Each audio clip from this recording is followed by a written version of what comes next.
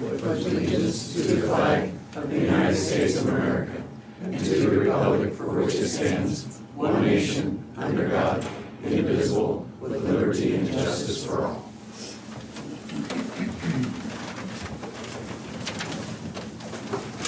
Welcome to the Board of Supervisors meeting for Des Moines County on March the 8th, 2022. Is there any changes to the agenda? I have none. I have none. We'll meet with department heads and elected officials. Terry Johnson, Good morning. County Auditor. I was going to give you an election update, but I forgot my paper in the other office. The county candidate filing has started. It started Monday. We have two candidates that have filed, one for recorder, Miss Natalie, and for treasurer, Miss Janelle. And nothing else has been filed, but they have until, any candidates have until March the 25th to file their papers. And originally I had on my list that the state senators would be on the ballot, our ballot this year, they will not be. Because of the redistricting, and I knew that there was two candidates in there, I thought it would be, but since one of them resigned, there's not two incumbents competing against each other, so the other one will automatically get it because that position, term is not up until 2024.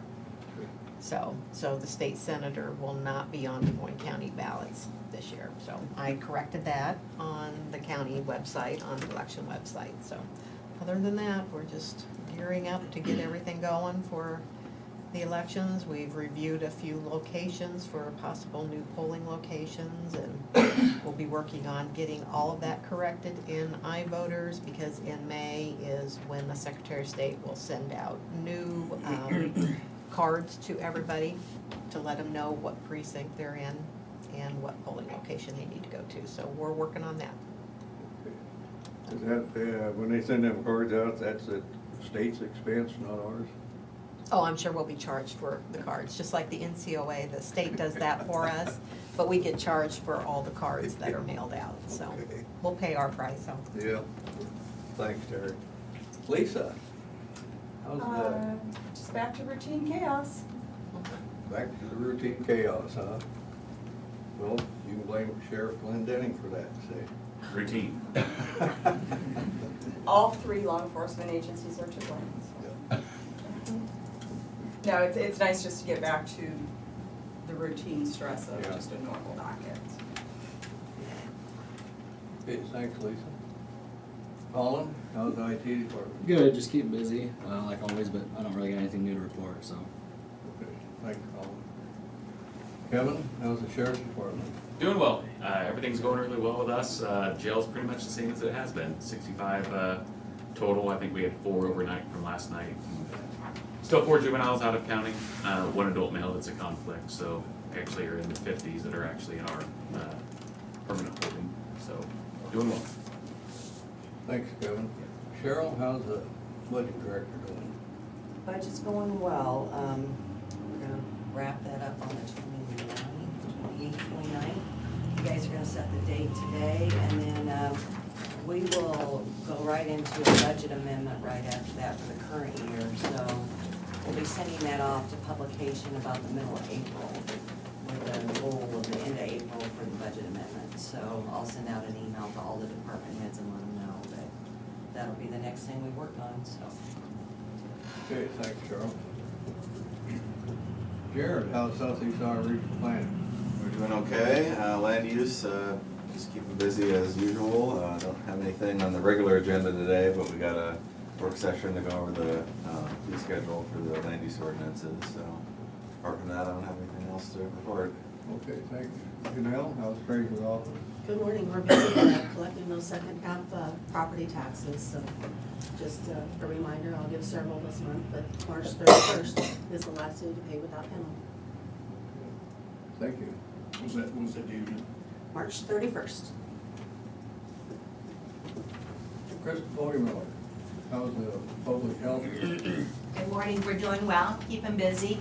We're starting to schedule some of our outreach clinics, so we've done some off-site STD clinics in the past. You know, with COVID, those kind of slowed down, so we're getting ready to start doing those schedulings as well as going out to different places and doing health education, so we're getting those started back up. Thank you. Chris Lee, Conservation. Good morning, agenda item today, the resolution for that grant we've been putting together, get that done, and then I'm meeting with the capital campaign team today, talk about kicking off our fundraising in earnest, so if there's anybody out there that wants to help us raise bunches and bunches of money, you can join us at the drink at noon today. Okay, thanks, Chris. Natalie, how's the recorder's office? The recorder's office is going well, just business as usual. Getting this time boat renewals now? They're coming in slowly. I am working on sending out notices, since it is every 3 years, people do tend to forget. Since they do expire in April, like I say, not many people have their boats out, so Yeah. they'll come rolling in. Okay, thank you. Brian Carter, Secondary Roads. Good morning. Not a whole lot, guys were out for snow. Days all run together, but just the other day. Sounds like, Monday morning, I guess. Sounds like maybe another chance here late this week, so, be nice to get back to regular spring, but we'll keep dealing with it whenever it shows up. Gravel roads are typical, anytime you get snow in March, it doesn't do you any favors, so you get some calls or whatever, pass them on, but right now, unfortunately, there's not a lot to be done. You know, in the morning, it's frozen and rough as all get out, and in the afternoon, it's a sloppy mess, and until we get rid of the moisture and dry back out, it's just the way it's gonna be, so. But anyway, Brian Bross is here, but I wanted to mention that he and I have been in touch. Of course, Brian's with Klinger, and they're gonna handle our pipeline inspection. And so I know he has reached out, talked about some scheduling and stuff, and I think during the public input, he's gonna maybe give you some more information on general project scheduling, so I'll let him take that then. And I've talked to him, and going forward, if until things are more regular, we'll get him on the agenda when he wants to come, so he doesn't, you know, I hate to say stuck sitting through this entire thing, but that's kind of what I'll say. So either way, thought I'd mention that, and we did bid a grading job. It's a pretty small job, 115th Street, 91st Avenue, just north of Burlington. Bid that yesterday, had 6 bids, so it was nice to see that. One of them came in right near our estimate, so when I get that contract together and have it on the agenda, I'll go through those numbers and everything, but we did get that bid, and we'll be recommending acceptance here, doing a contract, and we are sending out a bid here this week for the Upper Flint paving job. So I'll get Tom's signature on that set of plans that are on that cover sheet, and that'll allow us to get stuff mailed out here this week. So that bid is in April, I want to say. And then we have another bid coming up in the DOT letting in May, and that'll be for the Dry Branch Bridge and some of that grading that you and I were talking about this morning, Shane. So a lot of bids going out, and I would remind that here, anytime from here to April, at some point, we have a couple contractors that need to get started, so you'll be seeing closures come along on Pleasant Grove Road, sounds like early April, and also out on Geode on the other side, they're going up the hill past the dam. So both of those will be closures, and relatively short projects in the whole scope of things, but both of those are paving jobs that got extended from last year mostly for COVID type reasons. So it's shaping up to be a busy construction season again. So that's a good deal, though. That's all I have. Thank you. Thanks, Brian. Ken Heidman, Mental Health Disability Seal Region. Good morning. Tomorrow is our monthly meetings for the Seal Region, so we'll be real busy tomorrow. They're gonna be bringing the 28E and the MOU. The 28E has to be updated before July 1, so the board will be looking at that again and making some more adjustments. So just our regular business tomorrow. Okay, thank you. Angie Vaughn, Safety. Good morning. I really don't have a lot safety-wise. I will be out of the office next week. So everyone, please be extra careful. No incidents, no accidents. I don't have to worry about anyone while I'm out. And you're gonna be down in Florida someplace. where I you- wish, no, I'm having a foot surgery, so I will be incapacitated, so, Well, good luck on that. thank you. Thank you. Rodney Gleaser, maintenance? Good morning. Just keeping really busy. Attended the Tiger Grant meeting last week. Those are gonna start happening, I think, every 2 weeks now. For anybody in the downtown area that's kinda involved in that. So those are meetings are kinda nice to kinda keep updated on what's happening and what's gonna be happening. So I attended that last week. Had a couple other meetings and keeping up with the snow. Other than that, nothing new to report. Okay, thanks, Rodney. Did I miss anybody? I don't think I did. Moving on to correspondence. I don't see any here. Do any of you gentlemen have any correspondence? Okay, no correspondence. Moving on to discussion and vote. We have a resolution for the acquisition of the development for the outdoor recreation, which is 2022-119. It says, whereas the County of Des Moines is interested in acquiring lands and developing outdoor recreation facilities on the following described project for the enjoyment of the citizens of Big Hollow Recreation Area in the state of Iowa. The project title is Big Hollow Possibility Accessible Improvements. The project will add 18 new campsites next to the existing RV carport. It will also pave a fishing jetty, currently gravel surface, install sidewalks at the beach, and do existing kayak launch docks, replacing soft natural surfaces and stairs with accessible routes. And the Land and Water Conservation Fund assisted is being sought for the acquisition of development of said outdoor recreational facilities. Now therefore be it resolved in Moines County that the project described has been authorized, and it be further resolved that the county make application to the Iowa Department of Natural Resources to seek land and water conservation funds, financial assistance from the National Park Service in the amount of 50% of the actual cost of the project.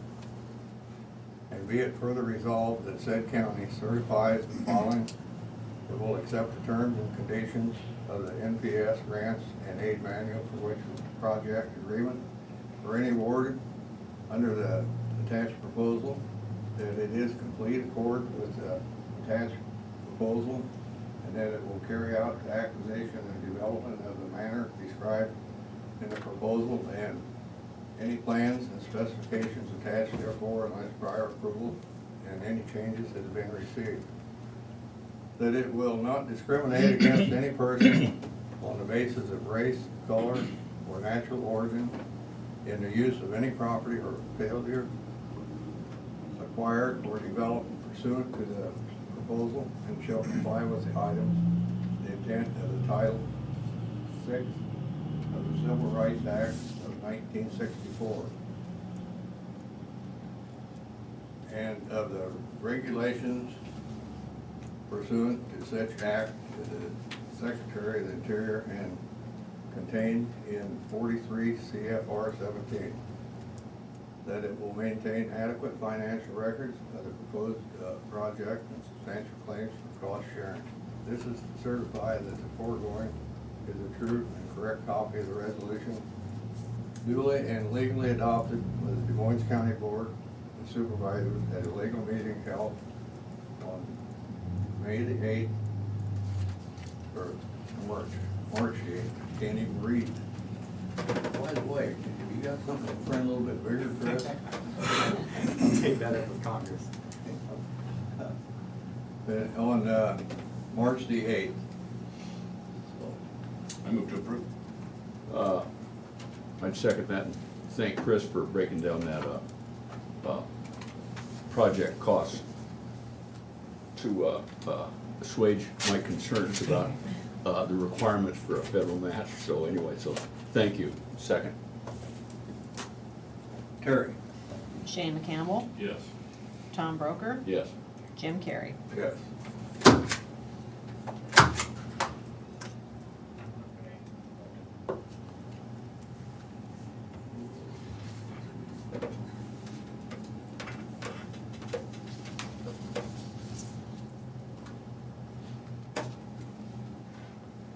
Okay.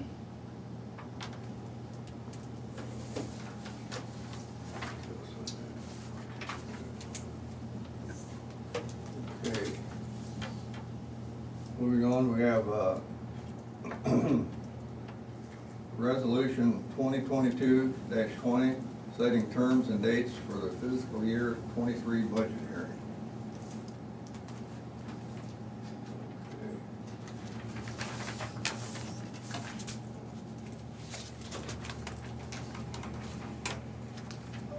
Be it resolved, the Board of Supervisors hereby fixes time and place for the public hearing on the fiscal year 23 budget estimate for Tuesday, March 29th, 2022 at 9 a.m. in the Board of Supervisors room at Des Moines County Courthouse. The Des Moines County Budget Director is hereby directed to publish the notice and estimated summary as required by law. This resolution shall take effect immediately.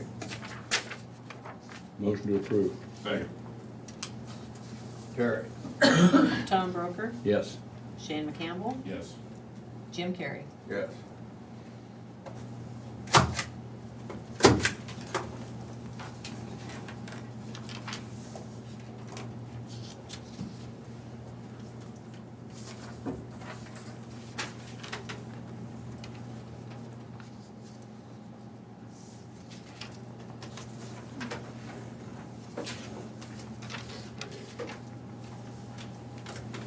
Now we have resolution 2022-021.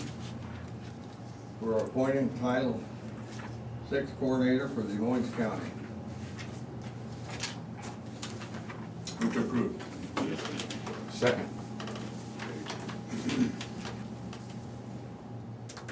You want me to read this? No. Okay, I'll go ahead and read this. Resolution hereby appoints Sarah Doty, payroll deputy, as the Title VI coordinator for Des Moines County. The coordinator will be responsible for implementing and monitoring the local public agency Title VI program for the Title Non-Discrimination Agreement with the Iowa Department of Transportation, which is DOT, and the representative for issues and actions pertaining to the agreement. Terry? Shane McCampbell, Yes. Tom Broker, Yes. Jim Carrey. Yes.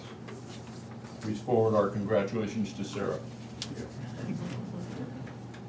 I think when we looked at the documents, the last time that was changed was 10 years ago. Isn't that long? Well, Kathy was the last Title VI, and that's something that's needed through the DOT, Brian. Yeah, it has been that long. Kathy was it originally, and we still are doing it all tied to federal funding. It's been a long time since I can remember. And basically, the end result was that we added a paragraph saying we wouldn't discriminate to our bid documents. So that's, I think that's a very brief summary of a whole lot of paperwork. Mhm.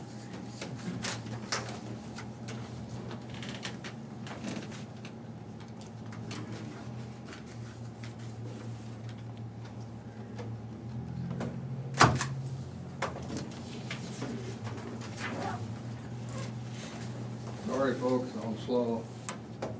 Take your time, Jimmy. Okay,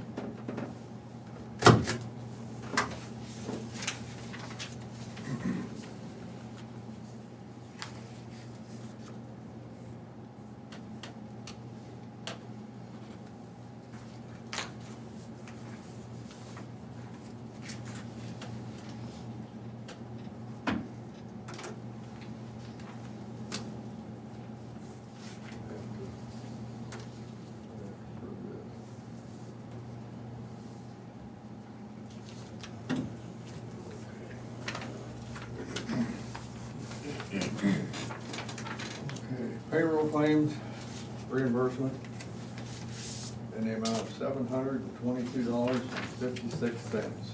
Motion to approve. Second. Terry? Tom Broker, Yes. Shane McCampbell, Yes. Jim Carrey. Yes.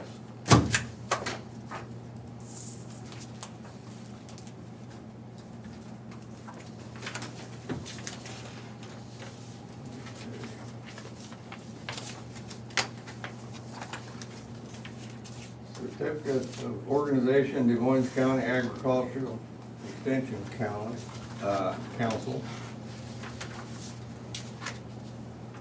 This is the organization. Terms beginning January 19 and expiring December of 2022 would be Barbara Kerr of Mediapolis, Brenda Wishmeyer of Sperry, White Byerly of Burlington, Dean Van Ness of Danville, Brian Dewald of Burlington. Terms beginning January the 21st, expiring December 2024 would be Aaron Kling, Mediapolis, Jennifer Lane, Mediapolis, Patty Jo Patton, Burlington, Amanda Wag, Mediapolis. Move to approve. Second. Terry? Shane McCampbell, Yes. Tom Broker, Yes. Jim Carrey. Yes.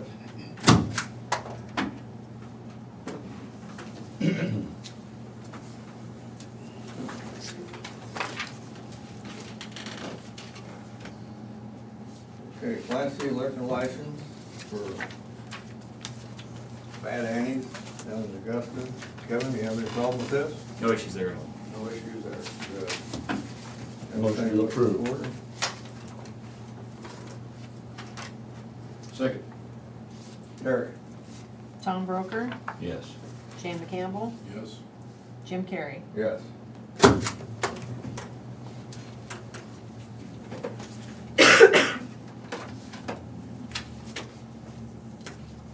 We have a Class C liquor license for Harvest View Farms. Everything looks in order here. Same, no issues at all. Okay. Move to approve. Second. Terry? Shane McCampbell, Yep. Tom Broker, Yes. Jim Carrey. Yes.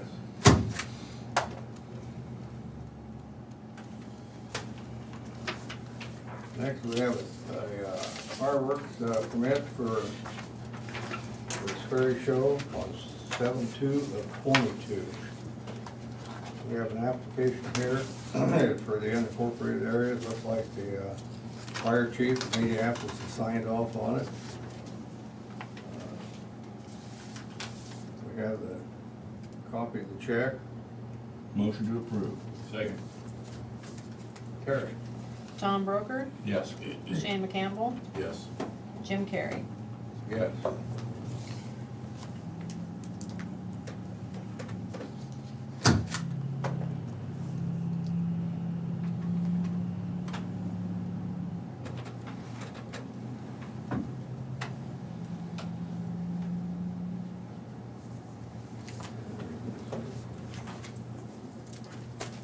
We have approval of the HIPAA privacy and security policy and procedure manual. And that's the book that's in front of you. Yeah, motion to approve. Second. Okay. Terry? Tom Broker, Yes. Shane McCampbell, Yes. Jim Carrey. Yes. God, you didn't want me to expound on that or anything? I was afraid you were gonna want us to read it. Stamp this. And then if you flip the page, there's a place for you to sign.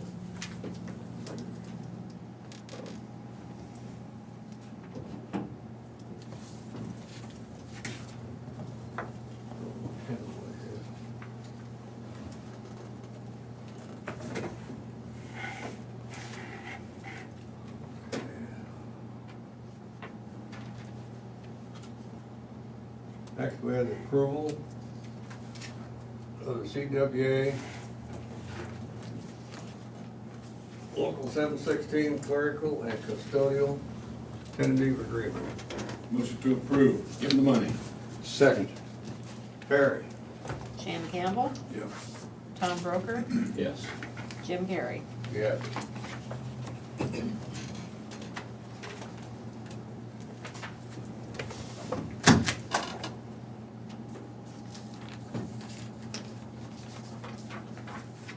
Next, Next, we have approval of the CWA Local 7176, deputies and correctional centers. Motion to approve. Second.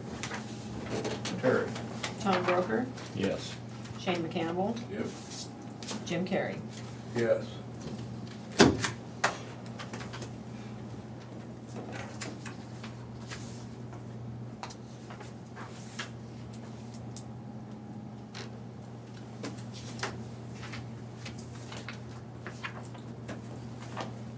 Okay, next we have the approval of the lease agreement for the DHS.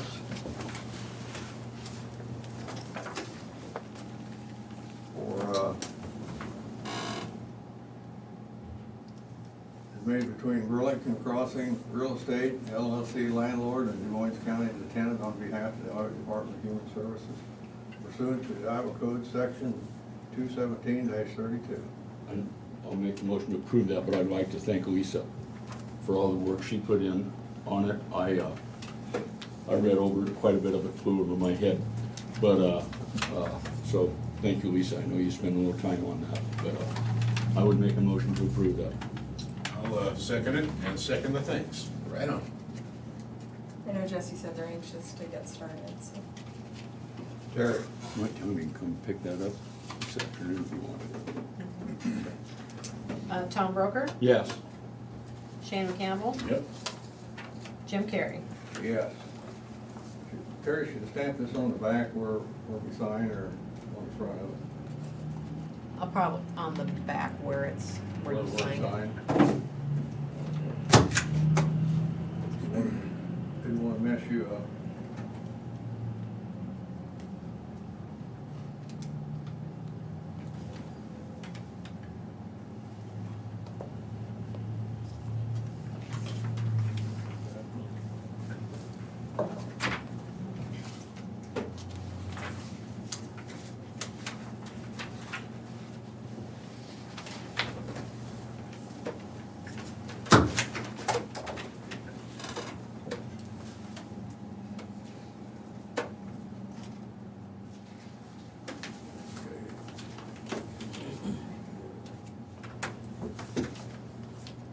Okay, we have personnel action.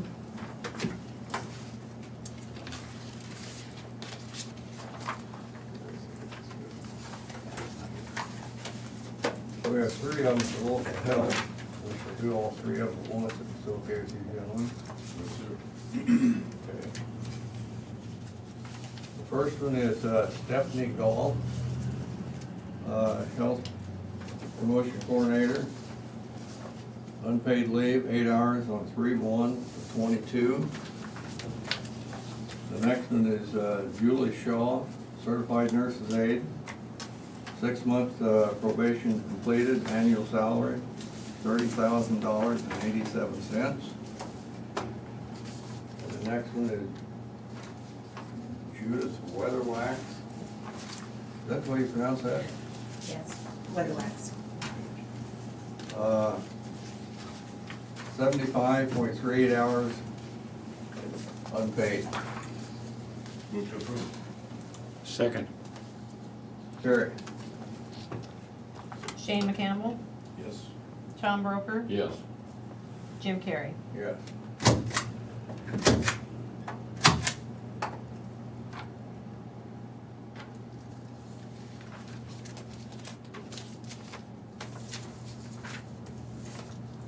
Okay. The next one is for the jail, which is Kenyatta Brooks, correctional officer, full-time. Unpaid time, 3/1/22 to 4/13/22.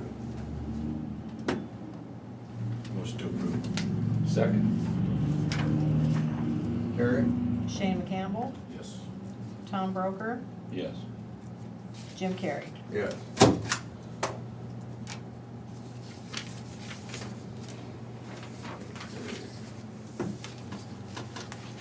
Okay, we have reports.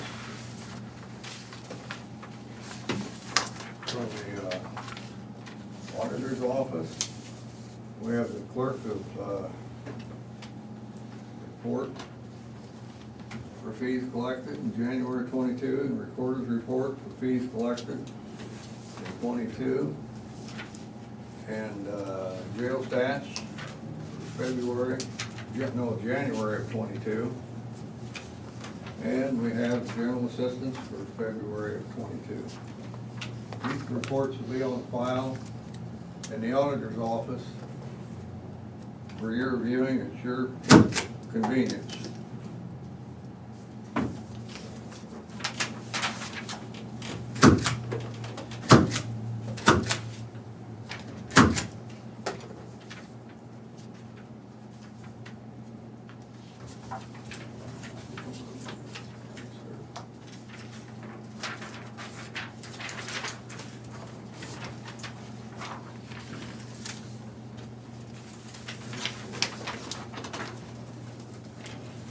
We have the minutes for the regular meeting on March the 1st of 2022. Motion to approve. Second. Terry? Tom Broker, Yes. Shannon Hamel, Yes. Jim Carrey. Abstain.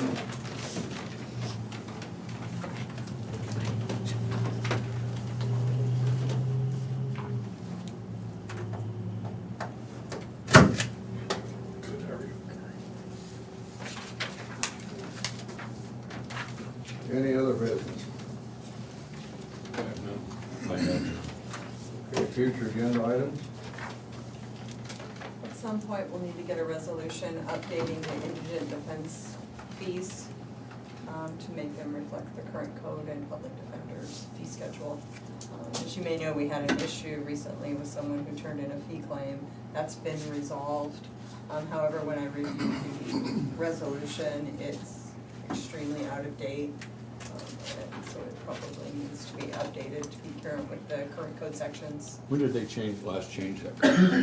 They just changed it a year or two ago. I knew it was fairly recent, I didn't. So, Trent and I will get something worked out. The other thing is we want to make sure that it includes all of the various areas where the county would be responsible for indigent defense.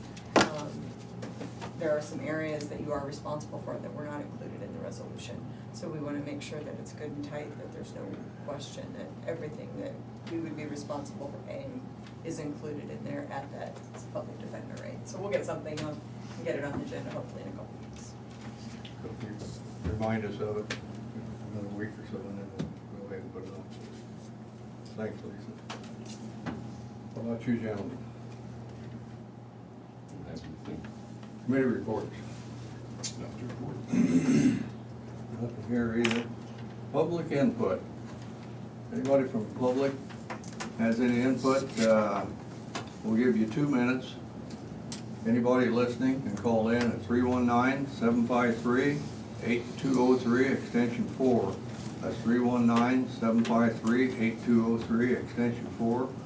Or they can call or email board@dmcounty.com. That'd be board@dmcounty.com. And we'll give you 2 minutes.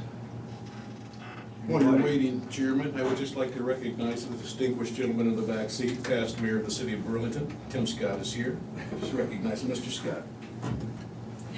That's my FedEx driver. Is that your FedEx driver? He's not mine, he never brings me nothing He from does me FedEx. once in a while. We're graced by your presence. Thanks. We'll see if that holds. That's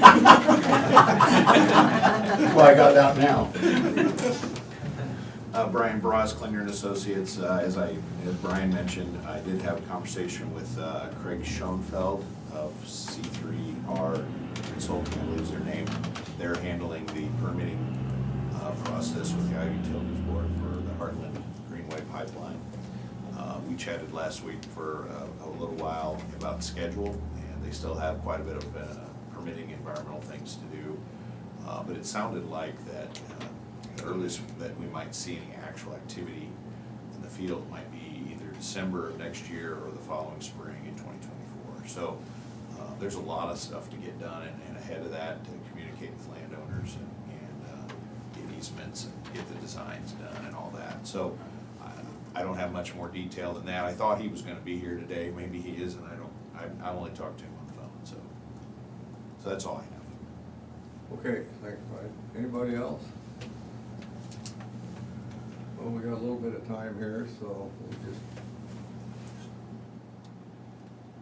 We got 1 minute and 7 seconds. Nobody can get up. Tim, you got anything to say? He's saving up.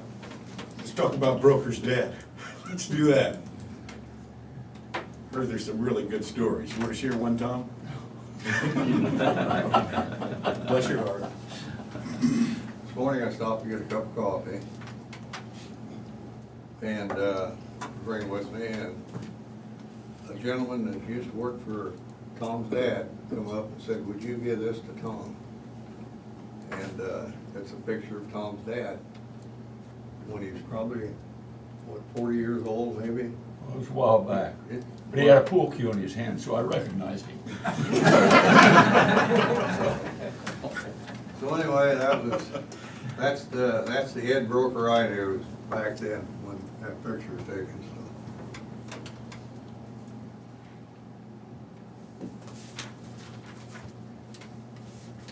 so. Okay, time is up, so nobody called in, or nobody emailed.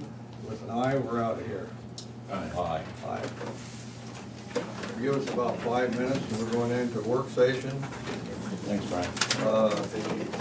Board of Supervisors with Jared Lassiter and Zach James.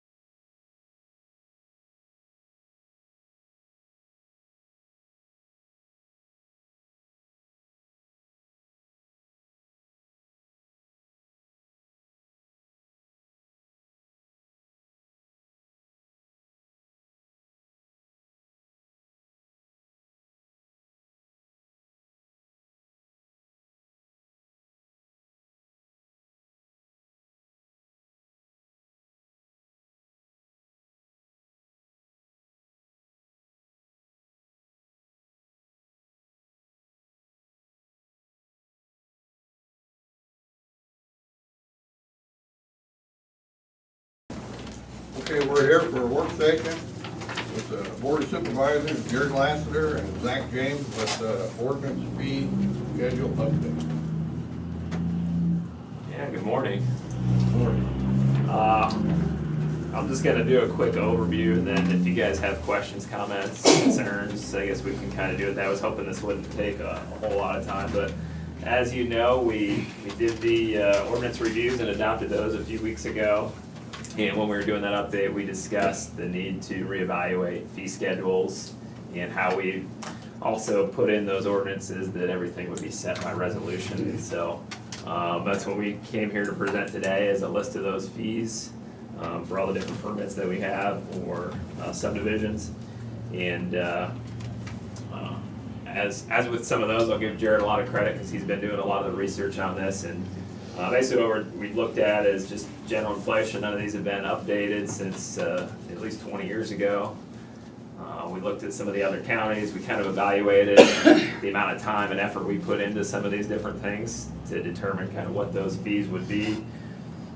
And then also looked at the penalties too, and kind of incentivizing people to conform with coming in and getting their permits. The fees right now are the penalty's pretty minimal, so just making that a little bit stiffer to encourage people to come and get it the first time. So that's kind of generally how we came up with these fees, and we really didn't make a lot of huge changes, but hopefully you guys got a chance to look at it and review it ahead of time. I can go through and read actually each individual one, or hopefully you look at it and just can, if you have general questions or comments or concerns that. I've been through it, I really only have one concern, that comment, that won't matter. But the home occupations, where currently there's no fee, and then that changes to $25 of a permitted use and $150 for a special use. What do you mean by home occupations? That's the, using a house for a secondary commercial use that's secondary to its use as a residence. So if somebody's selling cookies or produce from their backyard, we're gonna charge them $25? There's definitions. If you're just selling a It's cookie a or something. temporary thing like that.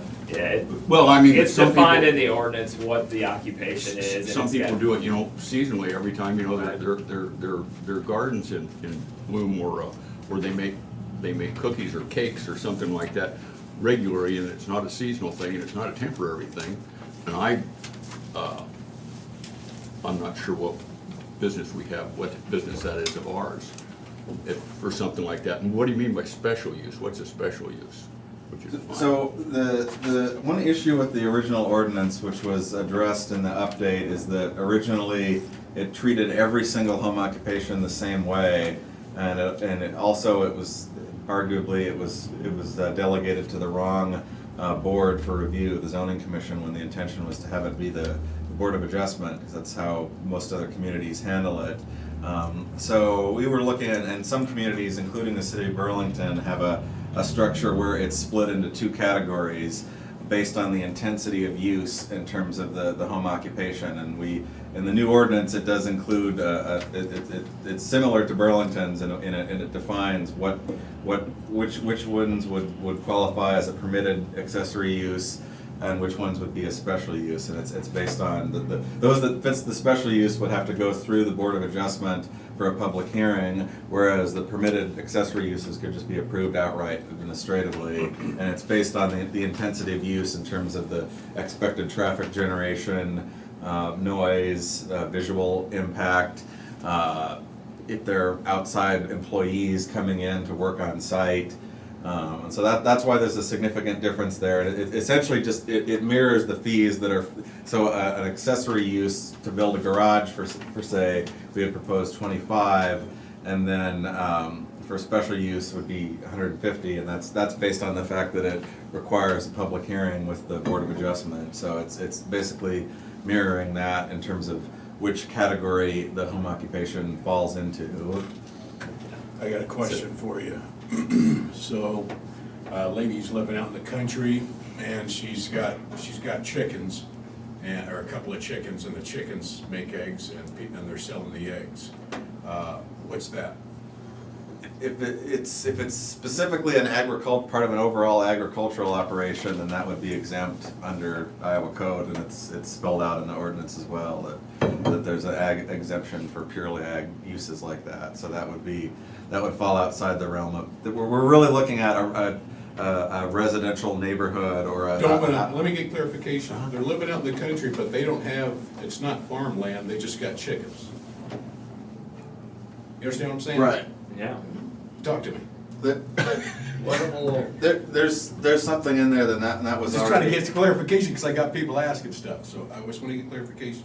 I think the home occupation is more like if somebody has like a beauty shop in there and they've got the sign out in front and they've Right. built a little parking area, you got the traffic coming in and out, where the chickens, like you said, it's more of the, no matter what size, how much land you own, it's more of an agricultural type thing, and Because you they don't aren't own land, having. it's still an ag-based occupation, so, Chicken's good. yeah.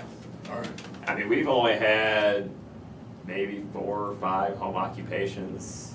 I'm trying to think even what they were. We had like There was a somebody with daycare. a daycare, someone with a photo studio where they got the sign out and they advertise. Automotive and- repair, something like that. Yeah. Yeah, and so again, the special use one's gonna be something that's much more heavy duty, where maybe they have a big shed out back and they're bringing in 5 employees and like putting stuff together in the shed out in the backyard. And the reason for this being regulated is to address the potential for commercial activities taking shape over time in a residential area, and trying to make sure that if there is an instance where it's appropriate to allow that there are measurable criteria and evaluation done in determining that that's appropriate. And also that's why there's a renewal associated with that, because these are the types of operations that they may start out small but grow over time, and so there needs to be. Or just they go out of business or they stop doing what they're Right. doing and then, yeah, they don't need it anymore. Okay, my question goes back on the airport. There's no height set yet, but you got a fee on it. What do you mean? Well, you got on there, it says, airport height development permit. Yeah, that's the ordinance. The We new just- ordinance is not yet set. That's what you've got on that email. Well, because there wasn't an ordinance previously, that's why there's nothing currently, because we didn't have any fees set for that. Oh, for the current fee, yeah, Yeah. because we didn't have that airport approach regulations before, so we didn't have any fee for a permit, because we didn't have a permit, I guess it's. But understand why, I just wanted to. So know yeah, there was why- no why permit I said- before, so now we now have a before, permit, yeah. Okay, that's, because I knew that we had a height.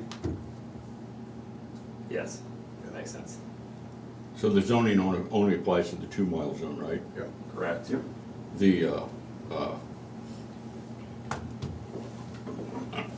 I'm entirely unhappy with $25 for permitted use for the home occupation where there's no fee now. And the special use is I'm not ecstatic about that.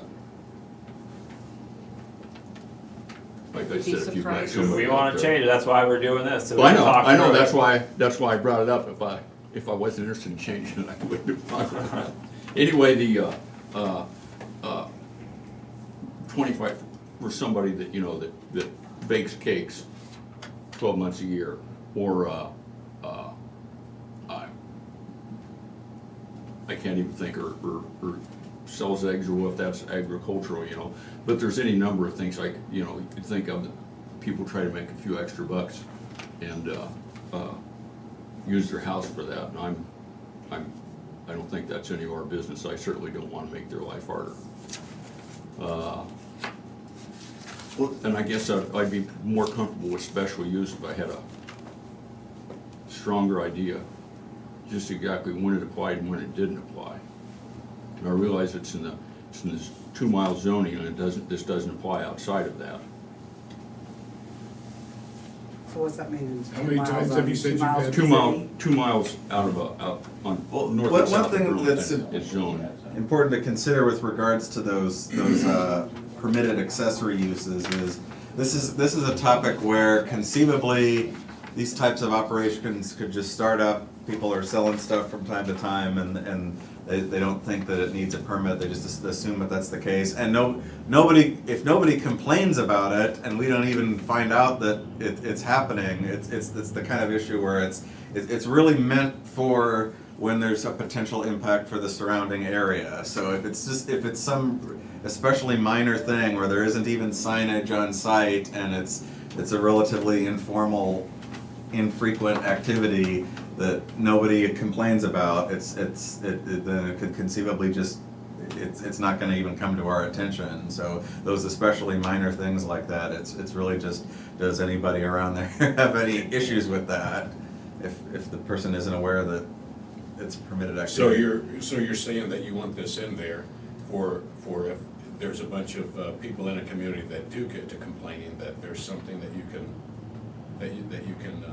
fall back on? With the concern that it could conceivably expand over time, because one of the things we included in the updated ordinance was that, because all of the home occupations would need to get a 5-year renewal every 5 years, and it's up to the discretion of the administrator if they are asked, if the criteria that are used to distinguish between the two types, if it appears that that has changed over 5 years, that what started out as a permitted accessory use could be reclassified as a special use if it meets those criteria, and then it would have to go through the Board of Adjustment, specifically because we're concerned about impacts to traffic or otherwise in that surrounding area. So if it's something that's relatively small, or they're just selling cakes or whatever,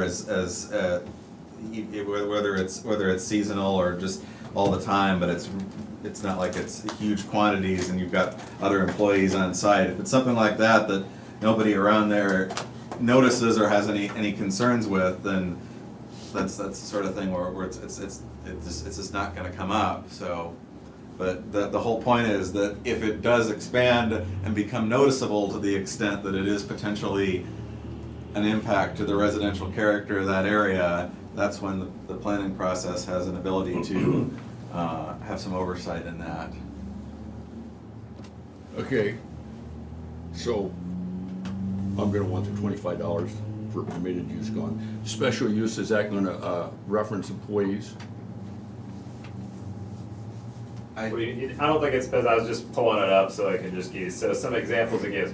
This is for the special permitted use. Bed and breakfast, specialized service activities, barber shops, beauty parlors, tanning salons, dental, chiropractic or medical facilities, dog grooming business, catering business, retail business that offers in-person sales, specialized repair shops, like small appliances, lawnmowers, or motor vehicle detailing. And that's pretty much it. So again, those are a little more intense uses. You got people coming in and out, parking, signage, things like that. I knew somebody that helped pay for a farm with a bed and breakfast, and they don't have people coming in. They'd come in maybe on the weekend, and they'd have a couple rooms set up very nicely, and people would come in there and they'd cook breakfast for them and dinner, and whatever they were visiting something or something like that. That's there's no employees involved in that. That's not much different than having people come visit.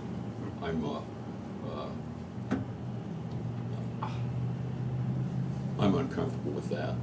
Let's take the 25, let's take the no fee on that, leave that a no fee, and I'll go along with the rest of them. If you take bed and breakfast out of special use. You have a list of special use?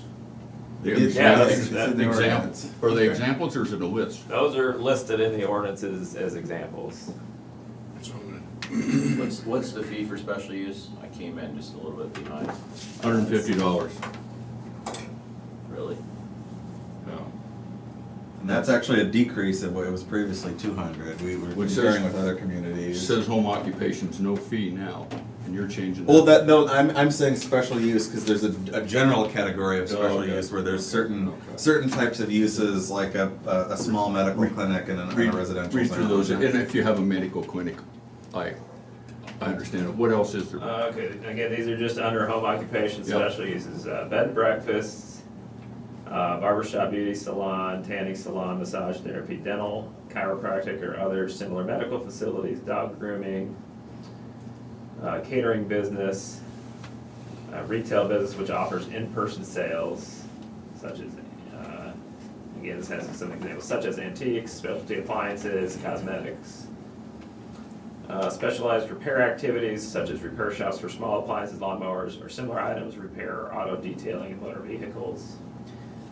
And then, yeah, that was it. Can I ask a couple questions?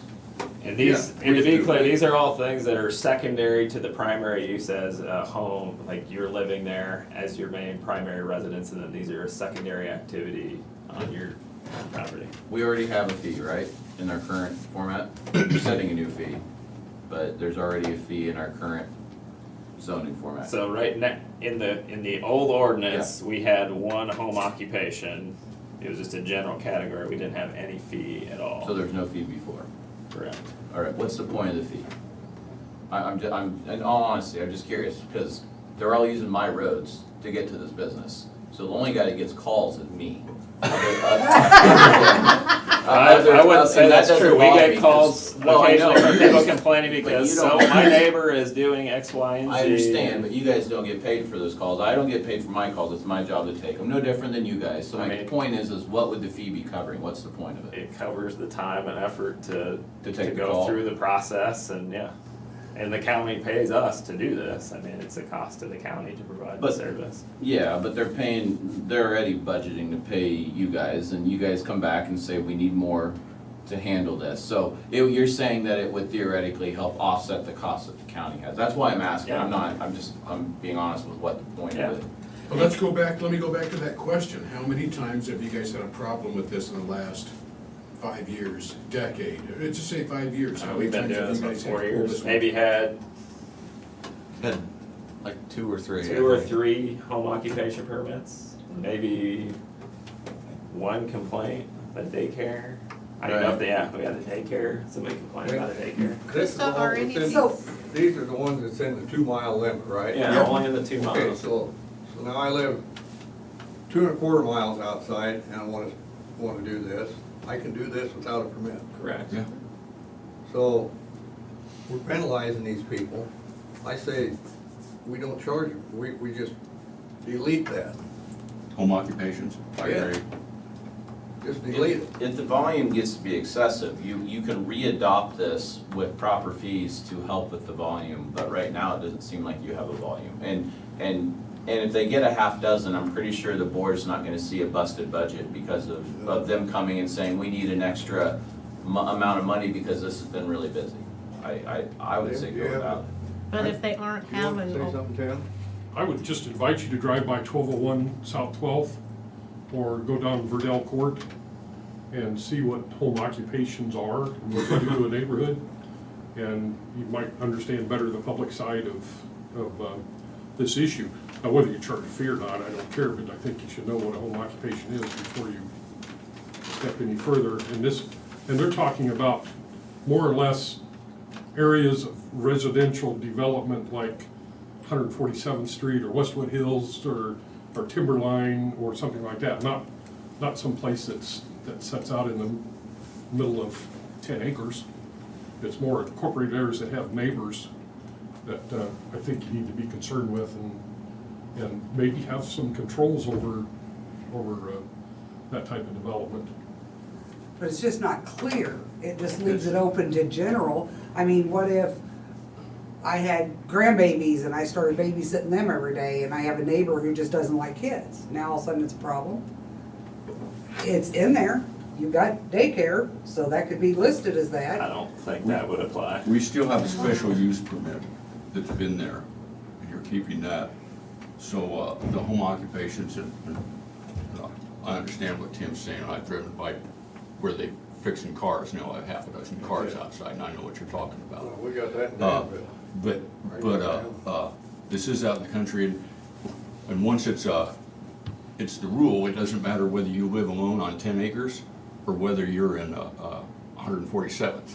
because that's what the rule is for everybody in that 2-mile zone, is the way I look at it. So I'm saying, if we haven't had any problem with home occupations before, I don't want to start charging for something we haven't had a problem with. And like I said, you've still got the special use permit that we've had all along.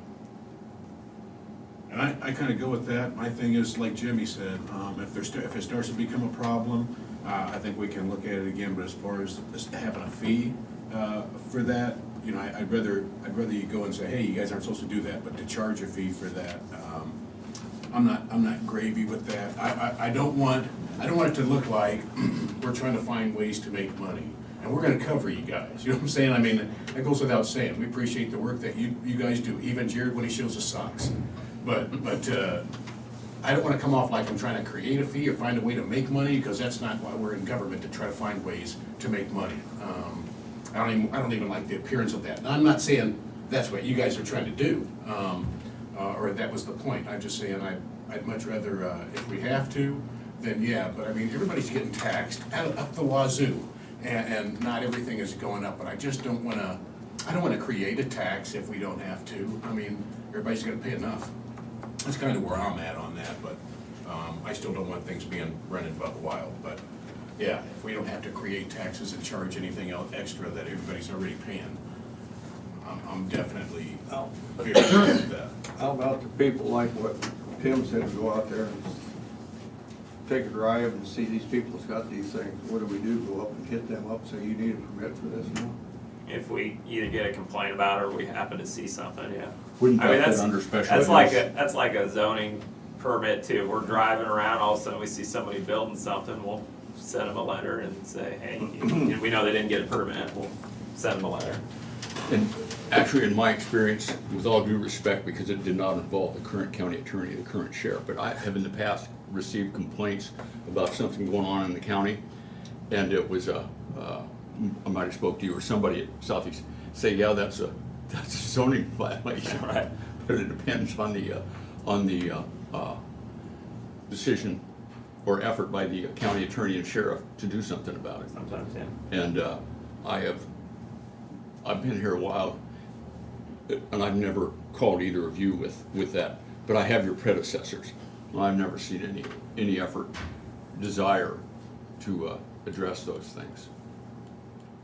There's been a few things that have gone to court previously that didn't win, but well, I don't know the history of that or why, because I wasn't involved myself. But and I know there were times that you guys would have called those individuals, but I don't ever remember any sort of any action or pressure to change that. we haven't had, I mean, if we've noticed something and we've sent a letter, I don't think we've ever ran into somebody that didn't come back and get a permit or comply or so. Can I add just one more thing? Sure. I don't have a problem with 1201 South 12th. It's just a good example. When he first started the business, it was a problem, and the city addressed it, talked with him. Since then, he's expanded his garage, expanded his business, but he's got it under control and he understands the rules and regulations, and I think that's what is important about the special use permit. Whether you charge or not, that's entirely different. And but we would keep the special use permit. We're just talking about the home occupations.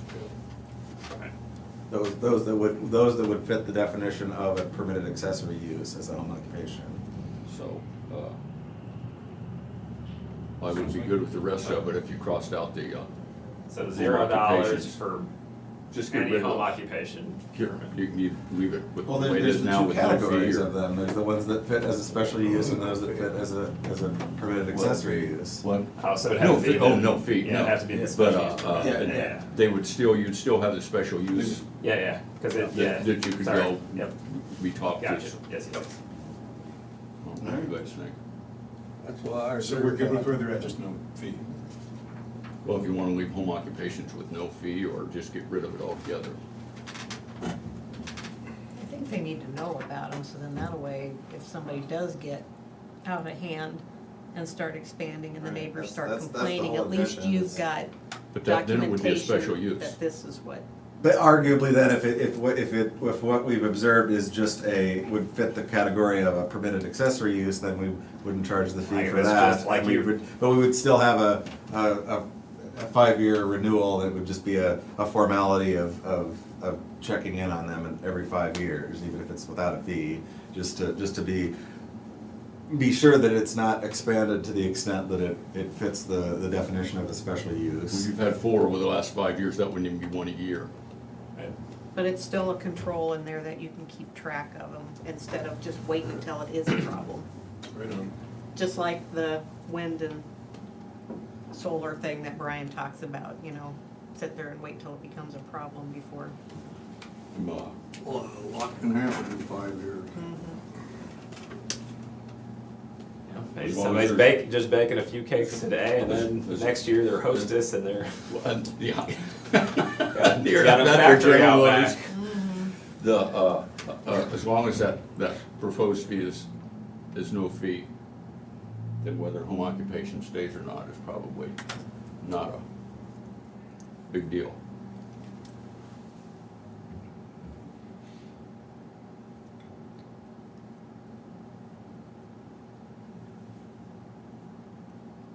Well, then, you should have two different lines there, then, like that home occupation, and then get home occupation spatial use. Right. Yeah, we could separate that. Well, actually, the way I have a draft of a resolution that is different than this, because it doesn't, it just focuses on what the new fee will be, so it's already somewhat formatted like that, but we can make it clear that there's a distinction there. Just why don't you do that on there? And then put that no fee on that home occupation, but then use that spatial use. Yep. Is that okay with you? Yeah, as long as home occupations are 0. Yep, got it. Any other questions or? Okay, we'll get it cleaned up and sent to Terry. And then hopefully we're done for a while. Thank you, gentlemen. Thank you, gentlemen. Yeah, good work. And I guess For a while.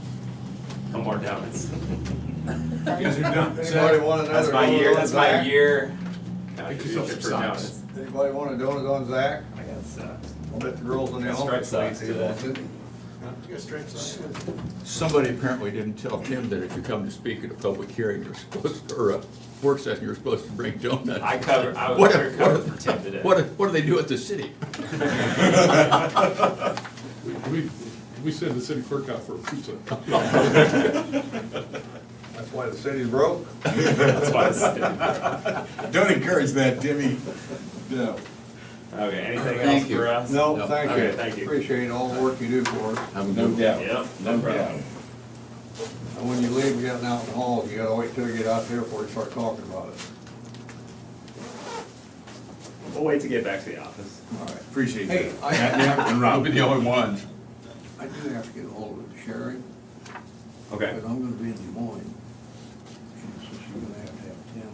That's gonna sign the check. Okay. I'll email it right now, so I don't forget. When were you supposed to come out? It's either Thursday or Friday. I'm gonna be up Either. there. And we don't have a stamp for you, Yeah, you do. do we? Yep. Oops. So, So we either can stamp them, or if you prefer, we can have Tim do it. it doesn't make any difference. Okay. Reminds me, did you get Well, that, I will email Sharon, let her know. statement signed from emergency management? It's in there, I'll sign it right after the meeting. Yeah. And I'll follow up with her. And then there's also the Dallas Lynch. Yeah, I looked at those on my phone, so those are okay, but I'll sign those. What do you got? Okay, I'll email her, so I won't forget about it, and then, really changed. I'll let you. It's a little different. Yeah, a little bit. Just let me know. Okay, Okay. sounds good. Thank you. Yep. Yeah. You ready? Did you find out? Okay, we're here with the Board of Supervisors, County Attorney, and the Sheriff about the dog ordinance, so, Can I lead this off? yes.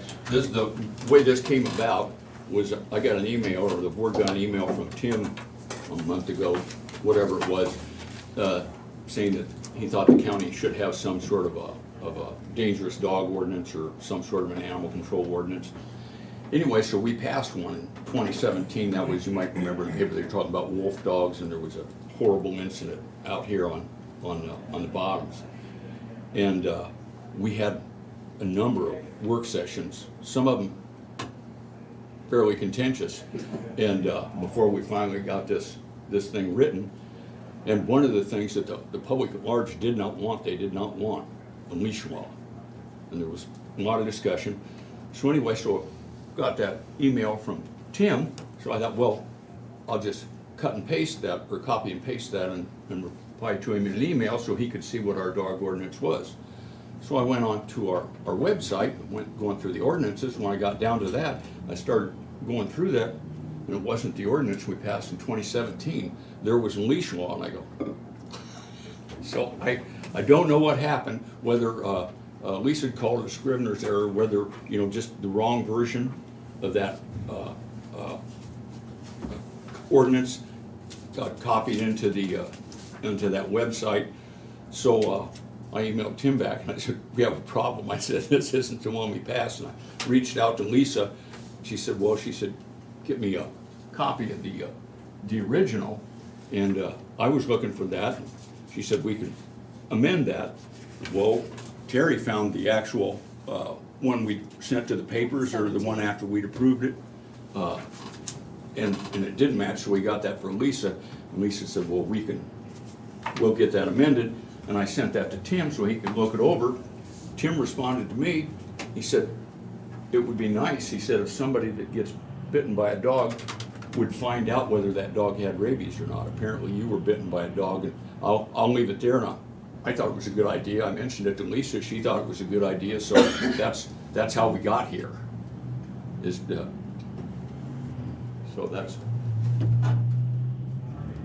I think what we need to decide is how the bitee would be notified. Sorry, I didn't hear that. Truck was shifting. How the bitee would be notified, the person Yeah. who's bitten.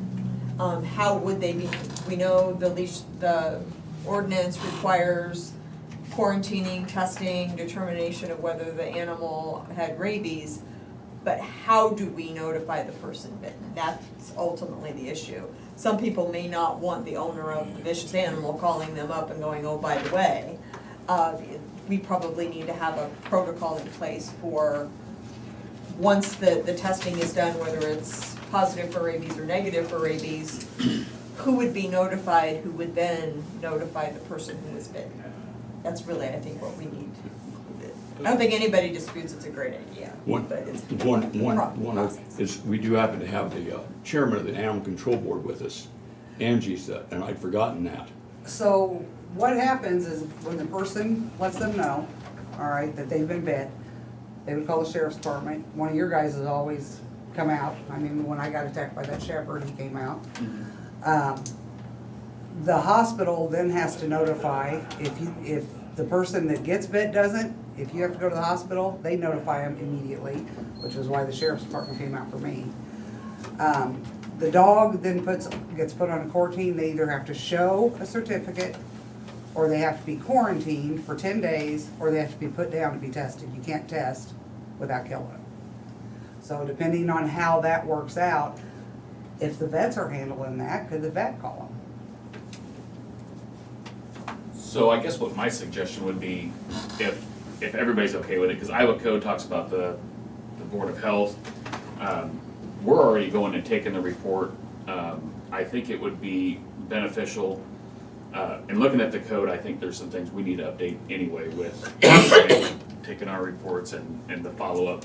But if we do a level of follow-up, because we've already made contact with the victim, we've got their information, then we could put in the signed agreement that they're gonna sign, that when we take the bite report, that they're gonna notify us within 24 hours following confinement, and it's gonna be written documentation from a licensed veterinarian giving the health status of the dog and proof that they've been vaccinated. So what the ordinance currently says, they have to be vaccinated, but then this would go above, this would basically say, they're gonna give us that written documentation that says, here's the health status, the animal's not been vaccinated. Basically, the veterinarian, it's putting it on the owner to give us that. If the owner doesn't do that, if there's not an owner, then we would follow up with the veterinarian or the quarantine status ourselves. Because I guess that's another area we may need to talk about is when we're quarantining the dogs, if I'm understanding the ordinance right, the quarantine is required to be with the licensed veterinarian. That's not what's occurring. No, I've heard them say that people have been home quarantined. So we also quarantine at the animal shelter. Okay. I thought that's where you had to, okay, I didn't know you had to quarantine at. I thought it was strictly the animal shelter. I'll be honest with you, when I read this and it said must be quarantined with the licensed veterinarian, it was new to me. It shouldn't have been, but it was. So we quarantine at the animal shelter if there are any concerns. If it's a family, because even if it's an unvaccinated animal, if it bites the child, that animal still has to be quarantined. We still do that follow-up. So we would allow a family member to quarantine their own animal if they're able to do that safely, and we feel confident that they'll do it as required. If it's parties that don't know each other, we quarantine at the animal shelter. We could adjust to the quarantining with the licensed veterinarian. It's just not something we do. Can I add something here? All the rabies reports come to public health from the police department as well as the sheriff's department. So one of the things that I noticed, for the PD, they actually do the animal bite reports, and on that, if the question was, do they have the rabies vaccine, what's the date expiration in the city? If they're not expired, if they are expired, then they're quarantined at the Humane Society, and the animal control person does that. So with the sheriff's office, I know that I was getting reports, and I would call down to the sheriff's office and say, well, did this animal have the rabies vaccine? And they didn't know, because, that question hadn't come up or whichever. And so then I did the research. I would call the vets. I'd find out where the dog had gone for veterinarian services. I'd call them, find out when the most recent rabies shots was, verify they had been done. And again, following up to see if this person had been seen with a medical provider, if the rabies shots had been offered, where the animal was at that point in time. I did talk to Judy, and we changed the format for the form down at the sheriff's office, and we added in there vaccination and vaccination dates. So that would verify right away when they saw where they were called for the incident, that question would be asked, when was the dog vaccinated, is it current? That would tell us right away. Now, the one thing I agree, I think out in the county, where in the city, if the dog wasn't vaccinated, they would go to the Humane Society. That was one of the questions I did have, was, why they weren't doing that. Because honestly, if an animal isn't vaccinated and does develop rabies, that confinement at the Humane Society would be better than confinement at a home, because obviously, what are they gonna do? Are they gonna continue to report that? So I do agree with that. That is a concern that, but I do the follow-up to make sure that those people have seen medical attention, or if there's no, rabies vaccine. But I think the other question is, if they're asking that pet owner, is the animal vaccinated on site, will they share that information? Is that happening at the same time as that person's getting bit, so they would also hear what the vaccination dates were, or if it was current? That was. Yeah, so in our form, and I think the change that was made is that there wasn't an expiration date on the form, but our deputies should be confirmed. That's required by Iowa code, that they confirm that the rabies vaccination's there. That's why it's written that way. Sure. But they should follow that. They should get that documentation, that proof of it. And sometimes we'll have to call the vet ourselves. We'll talk to the people to have the proof of it. But as far as the delivery of that information on our end, that'd be something we'd be glad to do. I think that seems like the easiest path to get that information back. That's the perfect answer. The dog that bit me the last time, I've been bitten 4 times. The one that bit me the last time his rabies vaccine had expired, and it had been for more than 2 years. it was a country setting, there's all kinds of rabid animals in the area. Mark McIntyre was the one that responded, and he had immediately contacted the vet after he found out they had not been, just to verify it. And then he let me know that, and then after I went to the hospital and got everything taken care of, I hadn't heard back from anybody. So I didn't know after 10 days whether the dog had rabies or not. I assumed that if it had, I would have been contacted.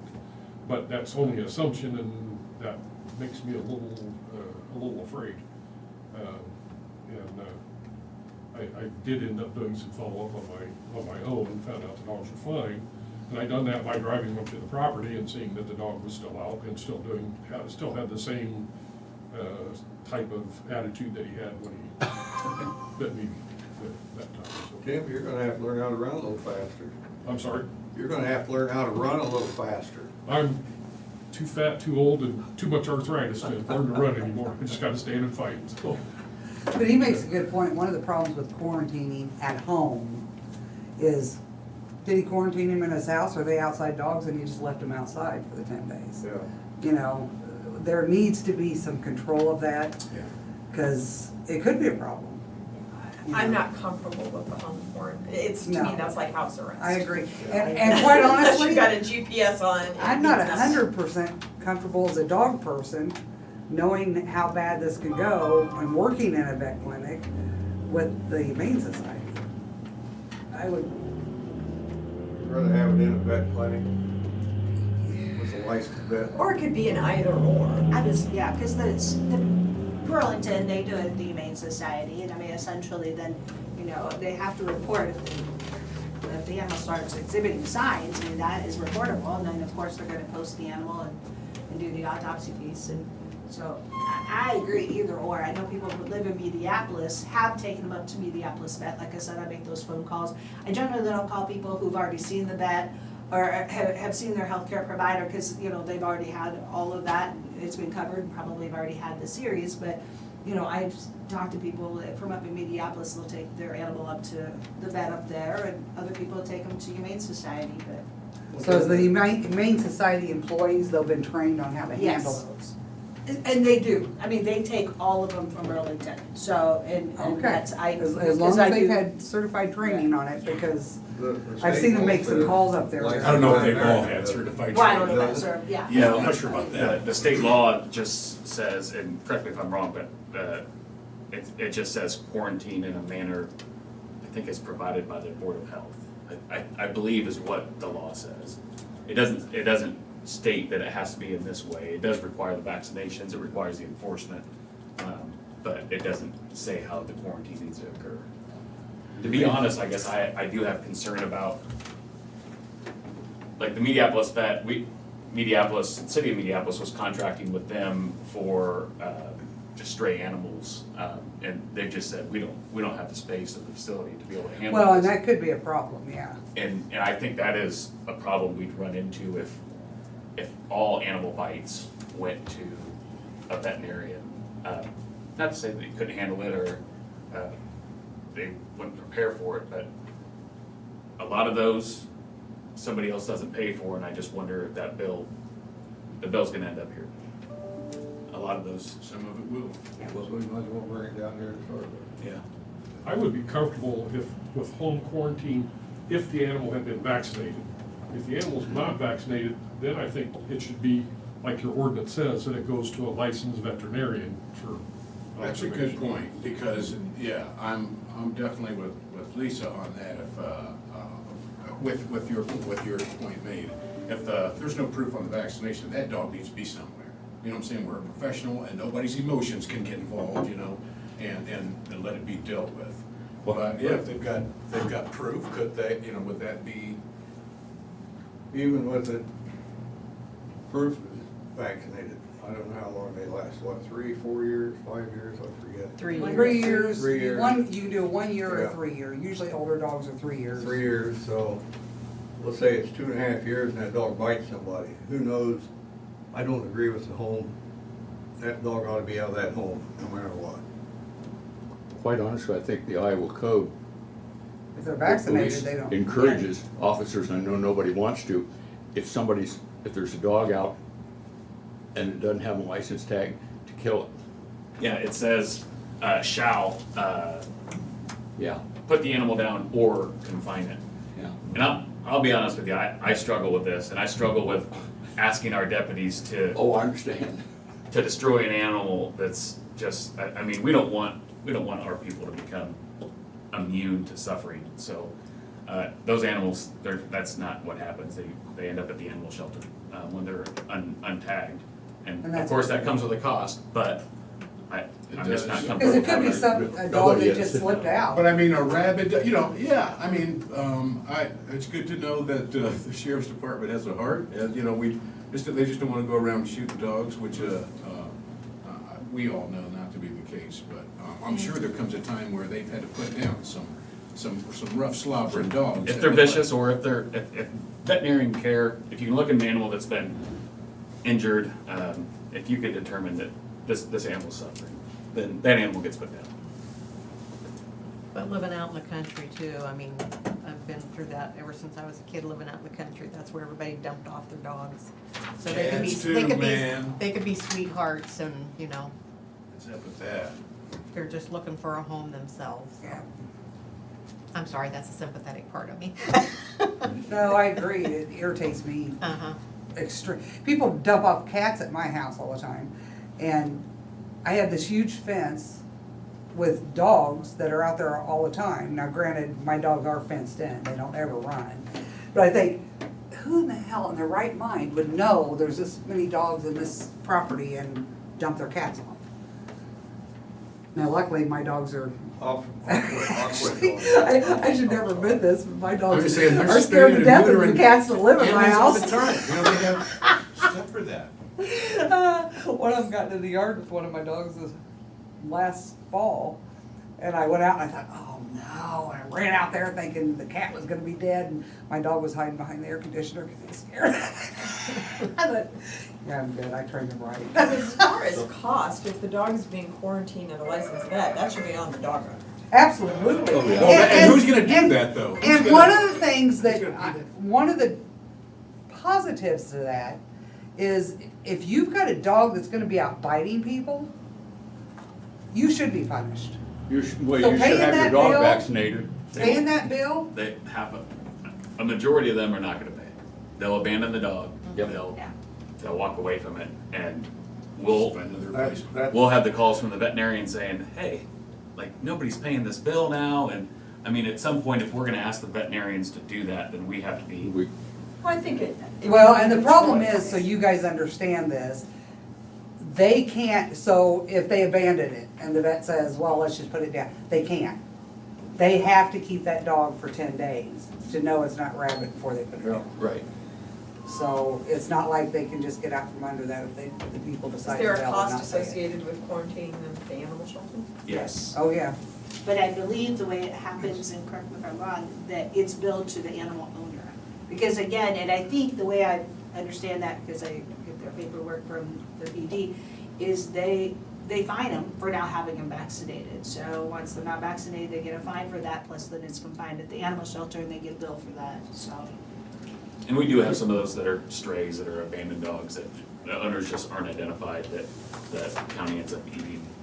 The cost of county that. ends up paying to put them in a suite. You bill them, it's The all. ordinance as is requires the quarantine to occur with a veterinarian when there's a dog bite. And I can tell you that there's been situations that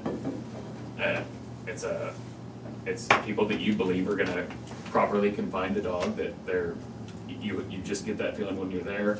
I get that doesn't always occur, but if we want to always quarantine with a veterinarian, I'm okay with that.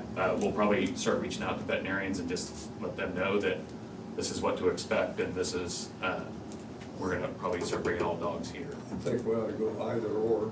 If they've been trained out at the shelter to deal with it, it's, as far as gonna be the cheapest way. And, then if that dog does come up for adoption or something, it's gonna be neutered or whatever. And maybe that's a choice of the dog owner. My dog is, not that she would bite anybody, but she's anxiety ridden. An animal shelter, a vet's office alone will make her crazy, an animal shelter will kill her. And so it could be one of those where, okay, we know she, you know, that needs to be quarantined, we would prefer it be at our vet's office where she's familiar with people. Maybe give the dog owner the choice, and then if it's obvious it's a stray or something like that, it's gonna go to the animal shelter. Do we want to specify that, that unvaccinated or vaccinated dogs could quarantine at home? Tim mentioned, I don't know. So do they still have to be quarantined even if they are vaccinated? Yes, but they can be watched at home, and then they sign that piece of paper. So at the sheriff's office, it's all one piece of paper. At the PD's office, it's a second piece of paper. It says, I understand it's my responsibility to quarantine this dog for the next 10 days and something about not letting anything happen to the animal or putting the animal down for 10 days is what their paperwork says. But yes, as long as they're vaccinated. Unvaccinated, then the Humane Society or the animal control person here in Burlington takes the animal right to the animal shelter. And then it would state a proof of vaccination, not just them saying, hey, they're vaccinated, but they'd have to provide proof of vaccination. Usually they have a tag. I'm Yeah. sure that's where, because Well, they if have it's- a number and. Living out in the country, I mean. Can't see a My, tag. my tags are all from They the file break cabinet. off, I don't put they them on break my off, but I dogs. got that paper, so. There's a lot of dogs that are tagged, but then they'll have the sheet from the veterinarian, will, Yeah, the it'll have certificate. dog The breed, certificate. color, Yeah. it'll identify that dog, it'll have all those, the identifying factors. It's just something that never stays on in a dog if it's. Are Yeah, we how comfortable foul with you each letting other, yeah. vaccinated dogs quarantine at home? I think you can make the assumption if people are getting their dogs vaccinated, they're probably gonna quarantine them properly. You said you were comfortable with it, Tim. I'm comfortable with that, yeah. It's I just, think it's outside the of the- unknown that Oh, bothers yeah. me more than the bite itself. For the quarantine for reason of rabies concerns, I think the ordinance covers it. If it's the dog being seized for the vicious animal concern, I think that's different. And I think that would be a judgment call by the deputy that responds, the Board of Health, everybody that's involved of, that this dog is vicious, it's met this standard, and the dog needs to. But then it'll go under a completely different, Yes. I think there's a completely different part of the ordinance to deal with that particular issue. But just dealing with the dog bite, and I'm definitely groovy with that, with the, they can be at home if they've got the proof, because I do agree with you, if they're gonna go as far as get the shots, usually that's telling you, that animal's part of the family, they're doing the stuff, you know what I mean, so, but there are a lot of people that do have animals that just run wild, they feed them and stuff like that, Maybe. they need to answer for that, you know, they do, they need to answer for that. And I come prepared to share some stories if I could, we'll make them as short as possible, and in support of what the sheriff just said about vicious animals. First, like I said, I've been bitten 4 times, only twice did they break the skin. I felt like 2 of them were my fault. I approached a person with a box, the dog was standing right there. I wasn't really being aggressive, but I probably handed it too fast, and he grabbed my ankle. The other thing to note is, every time there's been 2 dogs involved, every single time. Anytime I've been around one dog, they haven't approached me. Some of them have maybe barked and been aggressive, but haven't approached me. It's kind of like the buddy plan, they gotta have a buddy backup for them. Like humans. Yeah, like me. I go through about 24 pounds of biscuits a week when I'm working every day. Dog biscuits? Dog Now we biscuits. know why he's getting bitten so much, he just. That's it smells like deductible, isn't it? food. It smells like food. You know, I'll toss them out first, see if they start wagging their tail, and then I'll move forward. I'm a little more cautious because, like I noted in the gym, I am a bit slower. But my real concern is, and the reason I'm here is a representative of FedEx drivers, UPS drivers, Postal Service, and other delivery services. And the number of dog bites annually on a national basis is enormous, and they're skyrocketing because more and more people are buying online. And in the case of FedEx, we are now delivering all the final mile packages. And what that means is, it used to be that we would take huge bags, 70-pound bags of mail to the post office, which were smaller packages, and the postal system would deliver those packages. We are now delivering those. They can't go in the mailbox, we have to put them at the front door. So we're delivering to a lot more homes in a smaller area. And so there is a huge increase in the number of packages. And same with the post office, they're delivering all the Amazon packages now, or the majority of them. And they're delivering 7 days a week for Amazon. So there's a lot more contact, a lot more possibility with contact with animals. But in one case, my brother Paul Gossamer was the driver that was attacked. His left hand and wrist had to be amputated. There was significant injuries to his right arm and both legs. He's had 2 surgeries and will require more. He was taken out of ICU yesterday. That's one of the more vicious ones. This happened over in Illinois. There was another one in Pennsylvania where the man lost his entire arm, his left arm. To bring one a little closer to home, and I've turned my phone off. Pat Savage was an employee of FedEx company, the one I work for. She made a delivery to a house, and the dog jumped, as she was 10 foot from the house, the dog jumped through the door, hitting the door and breaking it open, and jumped towards her throat. She's only 5 foot tall, jumped for her throat. She put her arm up like that. He grabbed hold of her arm, and the whole time he was shaking his head while she was dragging this dog back so that she could get back in her van. The only reason that dog let go of her was she happened to have her little dog with her that day, and when she opened the door, her little dog jumped out to defend Mama. And that the dog let go, and she says, "Get back in here, Tiny," or whatever the dog's name was. He got back in, she got the door closed. She had to have surgery that night. They had to fuse her wrist to her arm to save her hand. She had several surgeries, and I got it noted here. She had to have several surgeries after that. She was out of work for 3 years.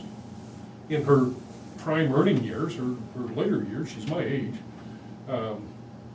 she ended up having to go on disability, and it cost the insurance company over $250,000. And the homeowner was not cited. The homeowner had, as far as I know, very little expense involved in this because he had insurance. But I know in another instance where a dog had bit a person and didn't draw blood, the insurance company found out about it and dropped him just like that. And I think possibly when there's a dog bite involved, that the insurance companies be contacted to say there was a dog bite on this property. When it's a more serious one, and in particular the one where Pat was bitten on the arm. I've got her emailing me a copy of the Hawkeye article. It's a front page above the full story, and I think it's one worth reading. She would have been here today, but she's in Florida. I'm sorry. How long ago was that? 3 or 4 years ago. Yeah, not that long ago. And she still has a lot of aches and pains from it today. She would have been here today, but she was in she's in Florida. The other there are people out there that allow their dogs to run their property, and I don't have an issue with that. But they don't provide us with any place to put the packages. And I stopped at one house, and the man came outside, and I had backed into the drive, and there were 2 German Shepherds, and I knew both of the German Shepherds. And I says, "What's the chances I'm gonna get bit today?" He says, "Well, that sister's a lot meaner than mine," and that's all he would say. Well, that sister dog lives at the house across the street, and whenever I pull up, it comes out the dog door that they have on their back porch. And it comes out with its teeth shown, growling, tail down, and I throw the package out the window. And I have an agreement with that customer at that particular house. The other one I don't have that agreement with. I just drove away and refused to deliver that package. But there are numerous homes in the county and that their dogs roam. When you see them, they have their heads down, their ears down, and their tail down. And it's just like they're circling the wagons that are gonna come at you. It's a very scary experience. And I think that whenever a bite takes place, that there ought to be something in the ordinance where the homeowner is cited when it's an unprovoked bite. And right now, they're not. The only time they're cited, correct me if I'm wrong, Sheriff, is when there is no license, no rabies tags, or when there's no proof of rabies vaccination. And the last 2 times that I was bitten, the same officer came out and I talked with him, and the first one, he says, there's nothing I can cite them on, and the second time, he said, they will be cited for failure to have the rabies vaccines. I remember right, when we was going through that ordinance, we had a dog bite come in, and that little kid got bit. And I think that we put that up, that becomes a civil case between you and the people that own the dog. That's what their punishment is, and that's the way we left it. I'll tell you how that works. It doesn't. I mean, I immediately called my attorney on the second bite, or not the second bite, the fourth bite, and basically you can recover your cost, but it was workman's comp claim to begin with, and I went all through the process. Well, my personal insurance was charged first. And I called the hospital, I said, this is a workman's comp claim, and I said, they shouldn't pay it either, it should go against the homeowner. Well, it went to workman's comp, I contacted workman's comp, and I said, you need to contact this guy, this happened on his property, he should be the one liable for it. And whether that happened or not, I don't know, but I had to be off work a mandatory 3 days because of workman's comp's rules. And you don't get paid for those 3 days that you take off. You have to be off 7 days before it kicks in. So I lost 3 days' pay. And there's no value to me in making the time and effort to get 3 days' pay because all I can recover is my loss. I don't see it as anything else. And I think the insurance company's not going to pay a person, if they're cited for having a vicious animal or for allowing an animal to bite a person. But if it's a civil case, they're going to be covered with their insurance. Most cases, I think, is going to be covered with insurance, and the insurance company is going to pay, and the individual is not going to pay, not going to have any out-of-pocket expense. Tim, I've been involved with dogs my entire life. And I will tell you, you are never going to change the mindset of the people that would allow that to happen. When you come to my house, have you ever even seen a dog? Nope. Have you ever even heard a dog? Nope. My Just dog Scott. would never, well, that's my other dog, but it's not going to change. So your company is going to have to come up with a policy where you flat out, if the dogs are out running loose and there is any possibility for you guys to get bit, you don't deliver. Then that will start affecting their ability to get what they want. Then they're going to start taking some responsibility. But you're still going to have those that will never ever take that responsibility and shouldn't be allowed to have dogs. But that's a whole nother set of legal issues to get to a point where that can happen. You're absolutely right, and I don't want to punish the dogs because No, and you know what? Most of the time, it's not the dog's fault. Yeah. The owners want a mean dog to guard their house because they don't understand that their dog's gonna guard their house and not have to be mean. So they try to make them that way, so then anytime anything comes on their territory, the dog wants to kill it, because that's what the owner showed it to do. And it's just, or they just let them, like our other gentleman, let them run loose, let them turn wild, to the point where they're running in a pack and they're wanting to kill anything and everything they can eat. If you walk to my front door, I've got a little 7-pound Yorkie. You think she's gonna be an ankle biter, she'll come running at you, and you'll stop, and then she'll come up. While you're petting her, you might wanna take a rag out and wipe the pee off your shoe. She's gonna be wetting. Appreciate the heads up on that, Jimmy. The ordinance as it currently stands is defines two different kinds of dogs. It defines potentially dangerous dog as A, any dog which, when unprovoked, on two separate occasions within a 36-month period engages in any behavior that requires a defensive action by any person to prevent attack or injury when the person and the animal are off the property of the owner or keeper of the dog. B, any dog which when unprovoked inflicts injury upon a person.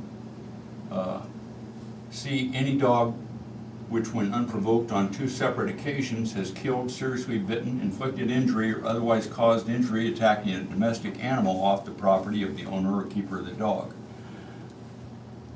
Provoked means any willful trespass, and I sort of remember discussing this when we went through there, willful trespass or other tort upon premises occupied by the owner or keeper of a dog. As a FedEx driver, that is not willful trespass. No. B, any act of teasing, tormenting, abusing, or assaulting or threat to act being committed by a person or domestic animal against the dog or the owner or keeper of the dog. Vicious dog is defined as A, any dog which when unprovoked and in an aggressive manner bites a human being or inflicts severe injury upon or kills a human being. B, any dog previously determined to be potentially dangerous by the Des Moines County Animal Control Board, which after its owner or keeper has been notified of the determination, persists in the behavior defined in section B6 or is maintained in violations of section C or G. So, as I look at that, it sounds like a dog that bites a FedEx driver is a potentially dangerous or a vicious animal, because you were not, and I remember discussing this when we went through this, because the question was brought up, you know, it's one thing if I sneak onto your property at night or something like that, but if it's the mailman or the FedEx driver or somebody like that, that's not willful trespass. They've invited you by So asking you to I bring it back. think there is recourse. Through who? What? Go through the control board?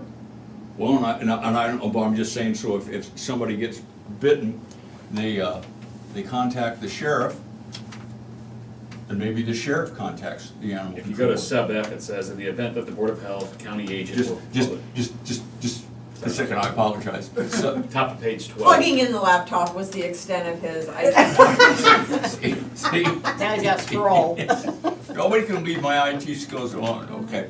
Okay, go ahead, Sheriff, I apologize. In the event that the Board of Health, county agent, or public safety officer has probable cause to believe that a dog is potentially dangerous or vicious in violation of this ordinance, the Board of Health, public safety officer, or county agent shall be empowered to file a complaint and request a hearing before the Des Moines County Animal Control Board for the purpose of determining whether or not the dog in question should be declared potentially dangerous or vicious. If the dog has not been impounded, the Board of Health, public safety officer, or county agent shall notify the board in its request for a hearing. The board may authorize impoundment of the dog prior to a hearing. There's that level of it, but I was going back to where Tim said about missing 3 days and stuff like that. I mean, there's still who still covers that because the county's not paying for that, you know. No, that would be, Insurance. that's workers' comp. So the first 3 days, you don't get paid for workers' comp, you get paid after that. And then if you're off for more than 7 days, then that 3 days gets paid then, okay? I So, mean- but insurance company from that person should be, workers' comp's gonna pay it, but our workers' comp, because we've had those conversations, if they can, and it's a situation caused by somebody else, they will go against that person's insurance company and get reimbursed. I would think so, yeah, I would think so. And I don't, this is Lisa's realm, but if I understand right, Iowa's a strict liability state where the owner of a dog is strictly liable for all damages. And I get that it's a pain, but they are even responsible for that loss of work, even to the extent of telling them, hey, I was at work, this is the compensation that I feel due. And just from personal experience in dealing with these, they typically will pay that. They'll send checks on that. it takes that level of contact to say, hey, this is what's occurred, this is what amount. And that's with workman's comp or with the homeowner? The insurance company, Civil. if you were out 3 days of work and out to me, that would be clearly their responsibility to say that they're gonna volunteer that up. Probably not, but through a phone call and some conversations and that documentation, I think they would. I can't speak for them, obviously, they'll try to defend their own assets, but. My homeowner's policy, I know, we used to have dogs all the time, and that was one of the questions they asked, do you own a dog? Because your rates are higher. Well, I'm sure it was, but I loved the dog, I didn't care. What insurance companies have is, it's almost in every policy, and it is in workers' comp, it's called the right of subrogation. So basically what the insurance company does is they'll pay you out, and then we have the right to turn around and sue the other person's insurance company for what we had to pay you. Now, depending on whether it's work comp or if it's private medical insurance, they'll basically represent you too. And so you could get your 3 days covered. But that, ultimately, that decision is made by the insurance company that does the paying out. If they decide, you know what, total damages are $1,500, that's not even worth it for us to hire the firm to go in and do it. But if it's $250,000, their insurance companies have law firms that they hire to do subrogation work. Because I used to work for one, and so then they say, you know, we had to pay out $189,000, plus our insured is out this much money. File the paperwork, we're gonna go ahead and sue that other insurance company. Then the dog owner's insurance company would generally pay out, and then the dog owner will get a nice notice that your insurance is hereby canceled. And have fun finding a new insurance company. Yeah, either canceled or get rid of the dog, because I think that happened to my dad. You can either He was destroy the reading- dog, yeah, you can he either was destroy the reading dog or meters. we'll cancel you. Yeah, and there was 2 dogs, and the one that he thought would be aggressive wasn't, and it was just the little one that came up and just grabbed him by the hand, and Little dogs. and this was just up the road from him, and he said after that, when they contacted him, because he had to go to the hospital and do all that stuff, and that dog was no longer around. So it's basically the insurance company told him to get rid of that And dog. some insurance companies, like if you go to get you refuse to get rid of your dog, they'll make you pay a special rider. Excuse me for just a second. So ultimately, there is an expense to be paid for your homeowner's insurance. Well, and I guess my question is, I look at that, and it's been a while since I read the whole thing through, but as it comes back to me, if a dog bites the postman, that would be, they could file a complaint with the Animal Control Board, because if that dog bit a non-trespass. But didn't it say that it had to be on property outside of the homeowners? Yes. No, it said, Well, but it said the trespass. and Any dog, when unprovoked in an aggressive manner, bites a human being or inflicts severe injury upon or kills a human being. And provoked means a willful trespass or other tort upon premises, or any act provoked by teasing or tormenting, abusing, but it says willful trespass. I would think that if You intentionally went on somebody's property to, if you go on there to break a window or whatever you're gonna do, or throw rocks at the dog, or take a shortcut probably, that would be a willful trespass. But if it's somebody that's a postman or a UPS driver or something like that, that's not willful trespass. That would, if they bit that individual, that would fit that vicious dog. I would, and I don't know if that's what it means, I would think about once or twice that was enforced. That would cut down quite a bit, if people thought that they were going to be held to account. If that dog was out there biting. And like I said, the companies need to support the employees too and say, Yeah. you know That ain't what? gonna happen. What? That ain't gonna happen. Well, that's, so if, and I guess follow a little further, what would be the procedure? Say, I'm a UPS driver, and I go to John Doe's house, and he has a dog. When I'm in the process of delivering a package, dog comes out, bites me in the leg, breaks the skin. So the owner says, sorry, he's got a rabies tag. And he does, can somebody, could they complain to an investigating officer or contact the animal control board themselves? And the animal control board could investigate, say, that wasn't a willful trespass, your dog shouldn't have bit him. Regardless, it's required to be reported to us. Right. So we would take that report, we'd be involved, as long as that call was made, which they typically are. But the step that isn't being taken is that next step of reporting it as potentially dangerous to the animal. So making it be a hearing. So, to be quite honest, I'm not aware of this occurring at all in the last several years. So I think it might just be some retraining on maybe to take those steps, to use that as an option to make sure that we don't have these potentially dangerous dogs out there.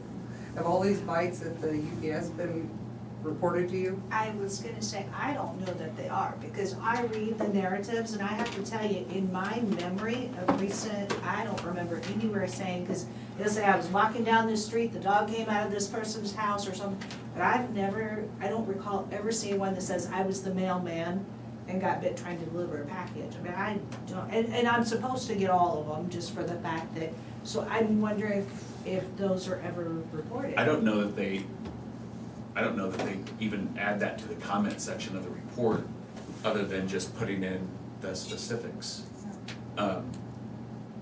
They do the documentation, it goes into our file of where and when it occurred and why. But as far Do you know as, of any that's been through FedEx or the mail, or? yeah, I'm familiar with the severe ones that he was speaking of. Oh, okay. But nothing, I can't think of any. Quasi-severe ones. What's that? Yeah. The quasi-bad ones. Angie, have any of those been reported to the animal control board? No, we've been completely inactive. Matter of fact, I need to reach out to everyone and say, hey, just a reminder.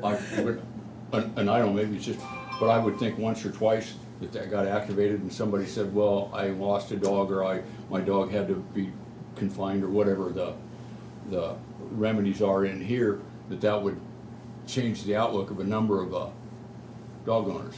So Kevin, whose responsibility would it be, is it to notify the animal control board? Is it the sheriff's department, public health, or the bitee? That's what I'm In the end, yes, I think the sheriff's department, it says in the event that the Board of Health, county agent, or public safety officer has probable cause to believe that the dog is potentially dangerous or vicious, then any one of it, so anybody really can, I think, they can initiate that, but I think because we're out taking the report anyway, that should probably fall on us to do so. It just doesn't. And honestly, I think it would be a change of the way people think about it. I think it's, I think a lot of our deputies would think that the dogs are on their property. I think it goes in line with the dog thinks it's defending their property, not to justify what that dog is doing, but I think that's just kind of the line of thinking. Now, it's completely different if that dog comes off the property, attacks somebody, or viciously attacks. That's not typically what we deal with. It's pretty rare. It's usually what Mr. Scott said. It's a dog that bites the ankle and then retreats. Yeah. But the thing is, Angie pointed out, some people do, that's what they do with their dogs, that they're trained to protect the property. The dog doesn't know the difference between the UPS guy, the FedEx guy, and the house burglar. Right. They don't know the difference. Sure. And a child wandering around. Right. And sometimes it's pure ignorance. I mean, sometimes it's not even a purpose, it's just not knowing what they're doing on the way they've been. Just because the dog goes in front of the animal control board doesn't mean you guys are gonna automatically determine that the dog. Right, and actually, we got a really good group of people that I think would be really be able to listen through things and really have conversations and understand. That's just maybe the ordinance just needs, like Kevin said, just kind of training everybody to. Yeah. So the parts of the ordinance that need to be, not really amended and added to, would be one, the quarantine would take place, if there's vaccination. What had happened? Quarantine can take place in the home. Or it may be, you may have a homeowner who says, well, I've got little kids here, I don't know that I wanna do that. So they would have the option of the vet, the animal shelter, or at home. And then if it's not vaccinated, would either go to the animal shelter or a licensed veterinarian. Either way, at the cost to the homeowner. Yeah. Yeah, And we're then- gonna definitely go through, I guess, the steps and the quarantining procedures and just update on everybody on the proper steps to be taken. And so we'll kind of amend that, Not and like you then guys the don't have a other whole lot of portion other would stuff be going on. to add that the dog owner is to notify the sheriff's office of the results in writing. And then you will ultimately notify the person who was bitten to let them know what the results Yeah. are. So what I put on our animal bite form is the owner shall submit written proof from the licensed veterinarian of the vaccination and the health status of the animal within 24 hours following the quarantine period to the sheriff's office. Can I get a copy of that? Yep.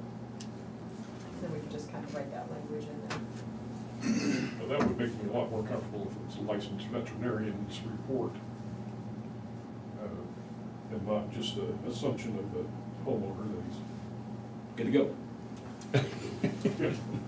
Everything's okay. Yeah.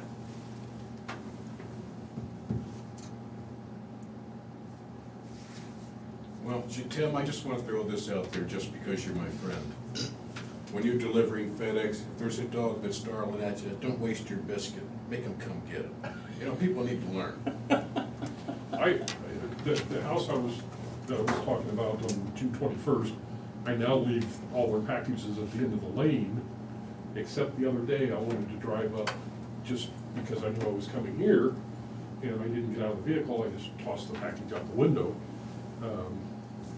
And the dogs, the same two dogs were out Ready for roaming action. around, and the one that bit me was circling the truck, just with his head down and his tail down, And he probably would have bit you a lot harder because he has told you to leave once and then you came back and in his mind, he's thinking, oh, hell no, this is Slow gonna runner. end now.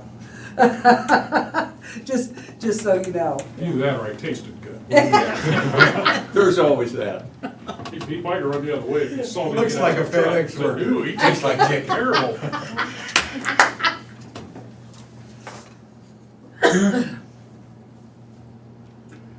You see that on the internet where that little kid was riding that tricycle? And that dog was sneaking around the car and gonna get him. And the dog went around the car and grabbed that little kid by the coat on the back of the tricycle, and here come that cat out of nowhere. Oh, I did see Jumped that dog. The cat tore him up. Yeah. I'm telling I you, didn't see that, but cats, yeah. I got a couple mousers in my house and my dogs are scared of them. We had a cat when I was a kid that killed dogs. Oh, seriously? What'd you say? Killed our neighbor. A cat? Yeah, mine are not. So big was the dog. Well, he only tore him apart the first time, and then the second time he went after him and killed him. It was a Pomeranian, it was purely justified. I'm not gonna say, I'm not gonna say nothing to that. Oh, shoot. Another part of this is I'm not afraid to talk to the homeowners about their dogs and explain to them the difficulties that we have. And in two instances, the homeowners can see my anxiety and they have one of these smiles on their face like, too bad, you know? And it makes you want to change from anxious to violent, but I don't want to lose my job and I don't want to get beat up. But the fact is, they looked at me like, that's too bad, you know? If we're not out here to keep the dog off of you, you better be prepared. And that's not right.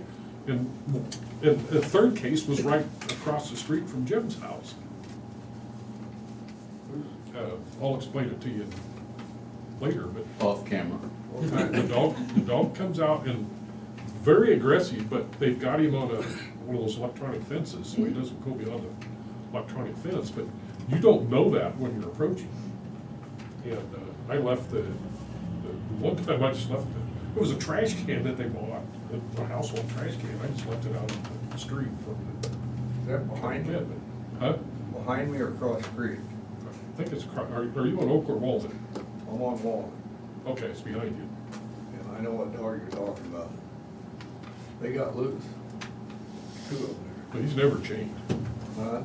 It's never changed. No, when they put that fiber in, Pardon me? when they put that fiber in, they got that That fence, yeah. the fenced in, electronic when they fence. put that fiber in, the people cut that fenced in thing.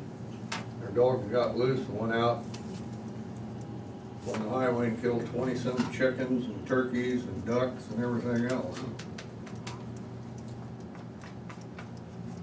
Must have thought I was chicken. People are so foolish. My mom had a dog that was not very friendly. She was going through cancer treatment, and I'm about the only one who could deal with it, so I brought it up here. And I needed to take it and get it bathed. It's a big dog, so I took it up to PetSmart. And some guy comes running in with his dog loose. And here I've got it on a short lead because I know what I'm dealing with. And the dog comes running up, and I'm pulling him back, and he goes, "Oh, don't worry, he's friendly." And needless to say, you guys know me, so the language that came out of my mouth I won't repeat. But so this one's not. And he's like, "Oh." It's like, you know what? I don't care how friendly your dog is. Another dog running up, that would be like a human. If I'm standing somewhere and someone I don't know comes running up at me, Right. I'm dropping them. You know, so you expect the dog to be nice about it. It's just, come on, people, use your heads. Yep. Okay, we got everything under control? Okay. Between Kevin and I, we'll get the language. All right, so we'll leave it up to you, Kevin, and And I'll reach out to all the control This- board members and say we're gonna start getting more active. Just have to go one public hearing, two, and we'll waive this. I mean, I usually schedule 3 and then Waive maybe Waive 1 the and third if 2, it's and the not third two. one you can waive, so. Too lot going on.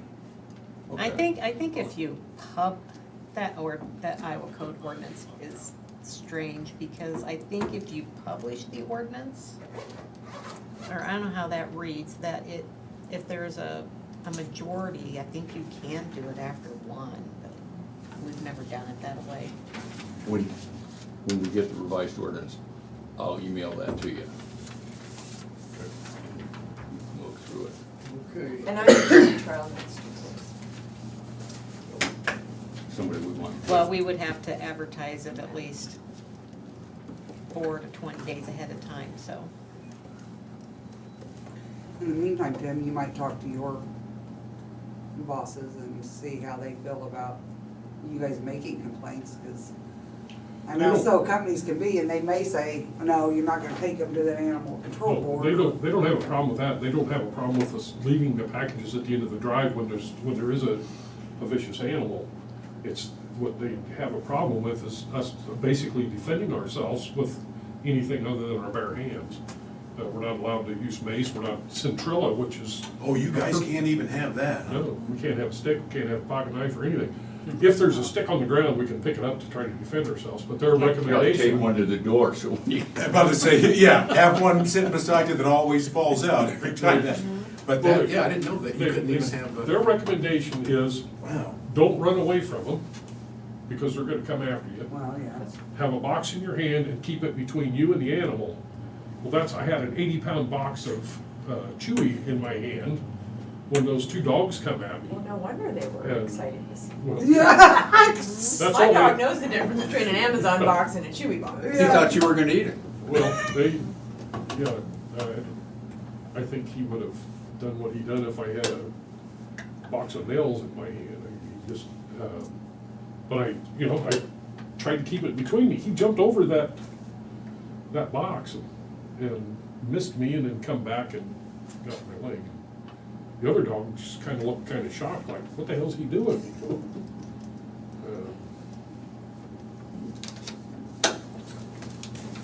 Anyways, Tim, I appreciate you taking the time to come down. Just take the time to discuss it. Appreciate that. And so will other FedEx drivers eventually. Well, hope FedEx, UPS, United Parcel, or US Post Office.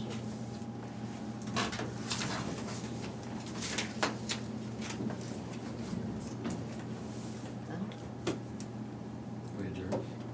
Well, I guess that's it, so, thank you, everybody. Tim, thanks. Thank you. Yep. It's okay. Lisa, I'm gonna make a few more changes to this and I'll email it. Yeah, so right now. That way I can make